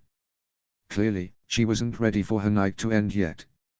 Watching Astrid's friend leave, Hiccup heard a groan come from his back as Astrid moved about on his back, getting uncomfortable being in her current position for a long time. Hiccup chuckled lowly to himself as he heard her groan, not failing to notice how adorable he found it, and readjusted her weight on his back. "Come on then, let's get you home, milady." Hauling Astrid down onto the back seat of his car carefully, Hiccup managed to get Astrid inside his car and start to drive her home. To say the journey was a peaceful one would have been incorrect, as Astrid continued to babble nonsense and incoherent noises the entire ride back to their house. But Hiccup didn't mind, so long as she wasn't throwing up or choking in the back seat, she could annoy him to her heart's content. Which seemed to be her objective. "Hiccup." "Yes, milady." "Why do you call me that?" "Milady." "What's that for?" "Because you are like royalty, much like any woman, and deserve to be treated with respect. However, because you're not royalty, I have to call you something else. Hence, milady." Hiccup replied easily, glancing in the rearview mirror to check up on her occasionally. "Okay, good. I mean, I don't really like the name princess anyway." No, bad connotations with that nickname. It's usually used by players or indecent men who like to insult a woman's superiority. It's mean." Astrid slurred, her head collapsed on the seat and her eyes watching the road in front of them as Hiccup drove easily down the streets. "Men usually say it like, you like that princess." Astrid mocked in a seductive tone that would be used when trying to please a woman, and it caused Hiccup to smile. Is that what you think men sound like when they're trying to please a woman? Hiccup asked in amusement, liking the fact that Astrid was talking to him in such a friendly manner again. Not even then, they use it as a nickname for any girl they want to get into the pants of. For example, "Don't get into trouble, princess, otherwise, I'll have to punish you." Or, "Looking beautiful as always, princess." You know. Astrid asked, finished mocking the different ways she's heard men use the nickname princess before. Hiccup chuckled lightly at her drunken complaints and smiled, liking the jovial banter being displayed between them as he drove her home. "Are these coming from experience, milady?" Hiccup asked as he gave another glance her way in the rearview mirror. "Some of them, yes. I mean, it definitely killed the mood when I heard it in the bedroom." Astrid muttered to herself, not really sure whether she wanted Hiccup to know about all her previous relationships just yet. Soon, they turned onto a familiar-looking estate, and the winding roads made Astrid stop talking and attempt to maintain her perch on the back seat. Hiccup tried to drive slowly so that the ride didn't make Astrid sick or upset and easily made it back into the drive. Turning around, with his arm on the seat to help pull his body around to face her, Hiccup looked at Astrid's dozy expression and the drunken state she was in as she snoozed on the back seat. He couldn't help the smile that appeared on his face from the scene before him, her ethereal beauty in the darkness lighting up the entire car. Astrid, Hiccup cooed, rousing her from her nap. "We're home." Astrid rubbed her eyes softly and slowly sat up from her place on the seat, using her arm to prop her body up as she peered out the window at the house. She groaned slightly as she tried to move towards the door and open it, but her actions were weak and slow. Hiccup smiled at her inability to function properly and got out of the car, making his way over to the door which Astrid had attempted to open. As he opened the door, Astrid's hand reached through the opening and greeted Hiccup as he swung the door open. Hiccup chuckled at the surprise and quickly rushed over to help Astrid up and out of the car. "You're very strong for a fishbone," Astrid complimented as Hiccup closed the car door and began making his way over to their house, with Astrid on his arm. "Really? Do you think so?" "Thank you." "Yeah, I mean, I don't like big brutes like wrestlers or gym fanatics with their big muscles. I'm more of a strong underneath kind of girl." Hiccup chuckled lowly, hidden by the groan of effort as he opened the door into the house. As they hobbled their way inside, Astrid pulled him closer and her weight unbalanced him slightly. Turning his head to face her, he found their faces to be only a few inches apart, and his breath hitched. "I like guys like you, Hiccup. But guys like you don't like girls like me." Astrid sighed, loosening herself from Hiccup's grip and stumbling away from him. "Hey, come back here," Hiccup called out, rushing over to Astrid's doe-like walk towards the stairs. "Why? You don't really want me here anyway. Why are you even helping me?" Astrid asked, collapsing herself on the first steps of the stairs, taking a seat and drooping her head. Hiccup watched her take a seat and couldn't help but feel awash with pity as he watched her disheartened figure take a downhearted mantle at the bottom of the stairs. She wasn't the strong, independent woman Hiccup had always seen her as. The woman he was looking at was the true woman underneath, and she was just like any other. She wanted to know that she was appreciated. "Astrid. Have you ever heard those words come out of my mouth? That I don't want you here." Astrid slowly looked up to see Hiccup kneeling in front of her, one arm resting over one knee whilst the other leg was curled up underneath him to cushion his weight. Astrid thought that he looked as though he was about to propose, but his face told her otherwise. "I guess not." "Then, why would you think like that?" "Because you." Astrid paused, lowering her head away from his piercing gaze. "You told me I look ugly in my dress tonight. You said I looked like a slut." She looked up to see Hiccup's blank expression and her heart started to break again. "I wanted you to think I looked beautiful, that I was attractive in some way, even if you didn't mean it. I want you to be attracted to me." Astrid pleaded before she felt a wave of exhaustion pass over her and she collapsed onto Hiccup's chest that rested a foot away from her. "I wanted that kiss to have meant something between us." That was the last thing he heard from Astrid that night. After she last spoke, Hiccup tried desperately to get her to speak again. But it was of no use. She had passed out and was sleeping peacefully on his chest. So, Hiccup did the only thing he could at that moment and picked her up to put her to bed. As he made his way up the stairs, his mind replayed her words back to him, over and over again like a broken record. Was that the way she felt about him? Did she truly feel that way about their kiss?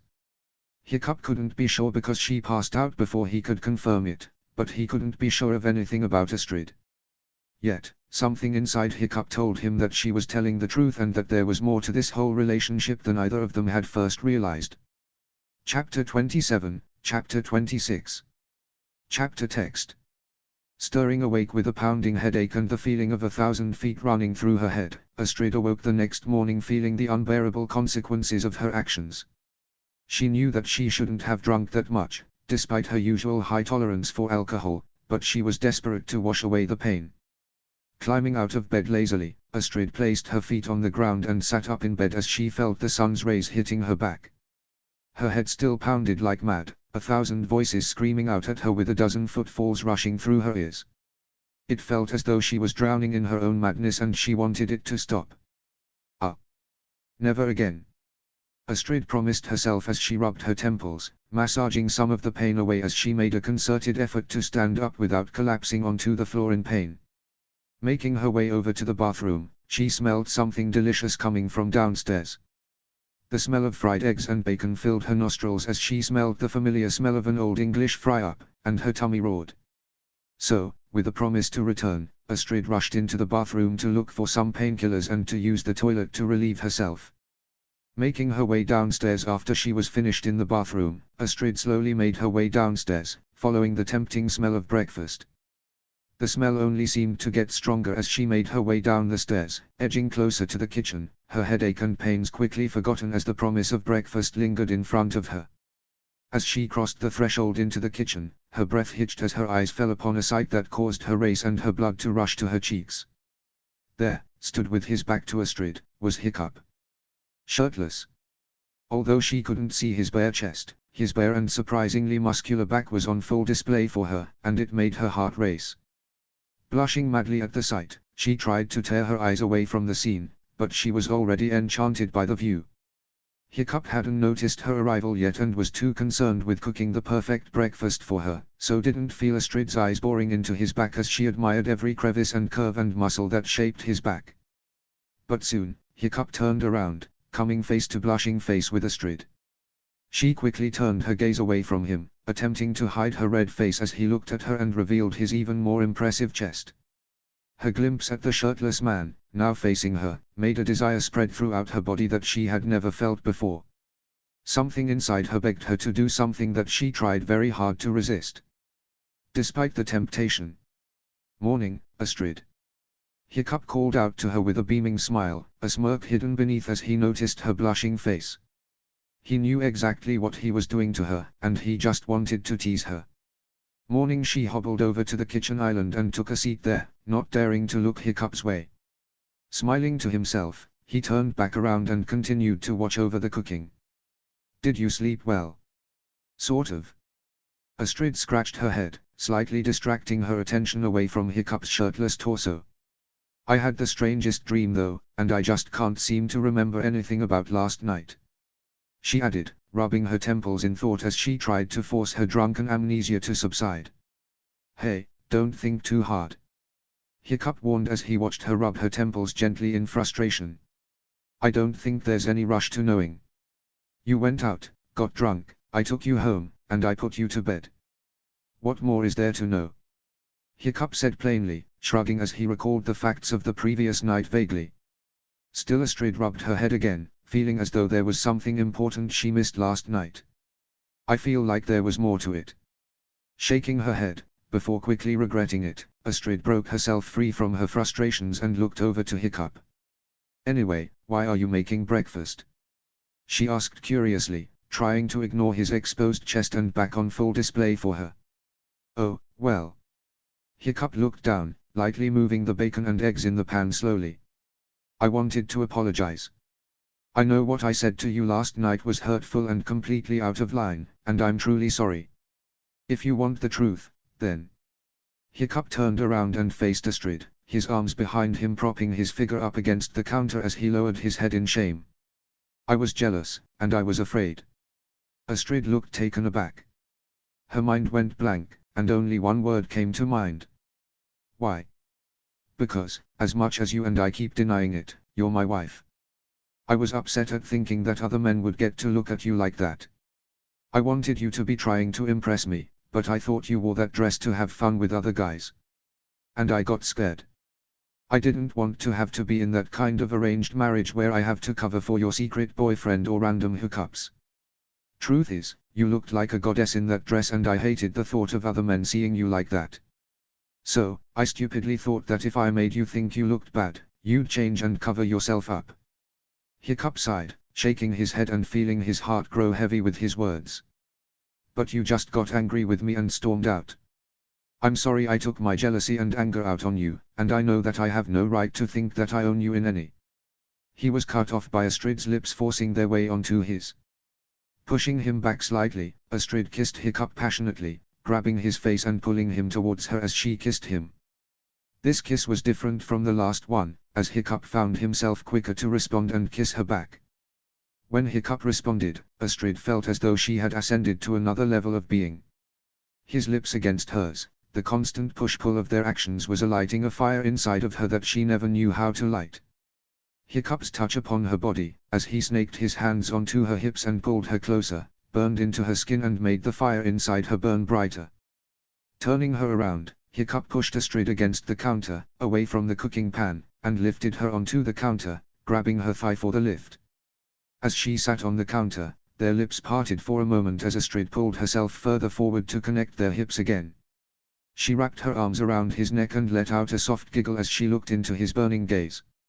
Have you really never kissed anyone before? She joked breathlessly, her body still burning from the heat that Hiccup was giving her.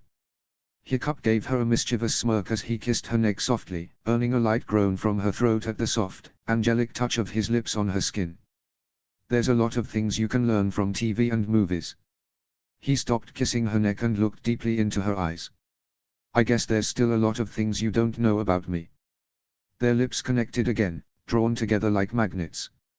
Astrid pulled Hiccup closer, trying to close any distance between them as she begged for more from the kiss. Hiccup tried to give her everything she wanted, pulling her closer as she pulled herself towards him, and kissed her harder than anyone she's ever been with before. Hiccup was sure that this was heaven. A loud sizzling and hot pop of oil broke their passionate dance, and Hiccup was forced to turn away from Astrid and over to the pan. The oil was growing hot and the bacon and eggs were beginning to burn. Unfortunately, breakfast was calling. Hopping down from the counter, Astrid made her way back over to the kitchen island and placed herself on a stool. Her heart continued to race and the burning heat inside her refused to cool down or extinguish as she sat awaiting her breakfast. Hiccup, meanwhile, let out a heavy sigh and leaned himself against the counter as he cooled down his desire. Somehow, being alone for years had made him an expert at controlling his hormonal desires and he was able to hold himself back from completely devouring Astrid at the first chance he got. But Astrid was worth more than a quick wham bam thank you job. She was a flower that needed to be nurtured and cared for. She was his wife, after all. Here you go. Hiccup's voice snapped Astrid out of her thoughts as he placed a plate of breakfast before her. On the plate was the full English breakfast deal. There was bacon, a fried egg, some hash browns, and a fried mushroom and tomato. It looked delicious, but Astrid found her starving for a different kind of breakfast that morning. However, she stomached the breakfast that was put before her and forced herself to forget about her uncontrollable thoughts from that morning. I take it you had a good time last night. Even if you can't remember it all? Hiccup asked, trying to spark up a conversation and dispel the awkward air that had fallen between them. Yeah, I think so. I mean, I can't remember all of it as you said. But it was fun. I think there was dancing. Astrid tapped her chin thoughtfully, trying to get the memory to resurface. However, I can't remember a bit of it. I only think there was dancing because my feet don't usually hurt like this if I hadn't been dancing. Astrid chuckled as she gave her heel a quick rub, emphasizing the area where she was aching. Hiccup nodded in understanding and smiled at her words, wondering how many times she goes dancing to recognize the aches that come from it. Well, I can show you, if you'd like. Hiccup suggested, a sly smirk plastered on his face as he looked at Astrid. She furrowed her brow and looked at him in confusion, the food making its way up to her mouth, stopping halfway and returning down to the plate. What are you talking about? Hiccup reached over the counter and grabbed his phone, which had been resting there since he had first come downstairs that morning. With a few taps of his finger, he opened the video that Jack had sent him last night and turned the screen around to face Astrid. Although the screen was dark and it wasn't clear what was going on in the club due to the flashing lights, Astrid gasped as she recognized her figure dancing on screen.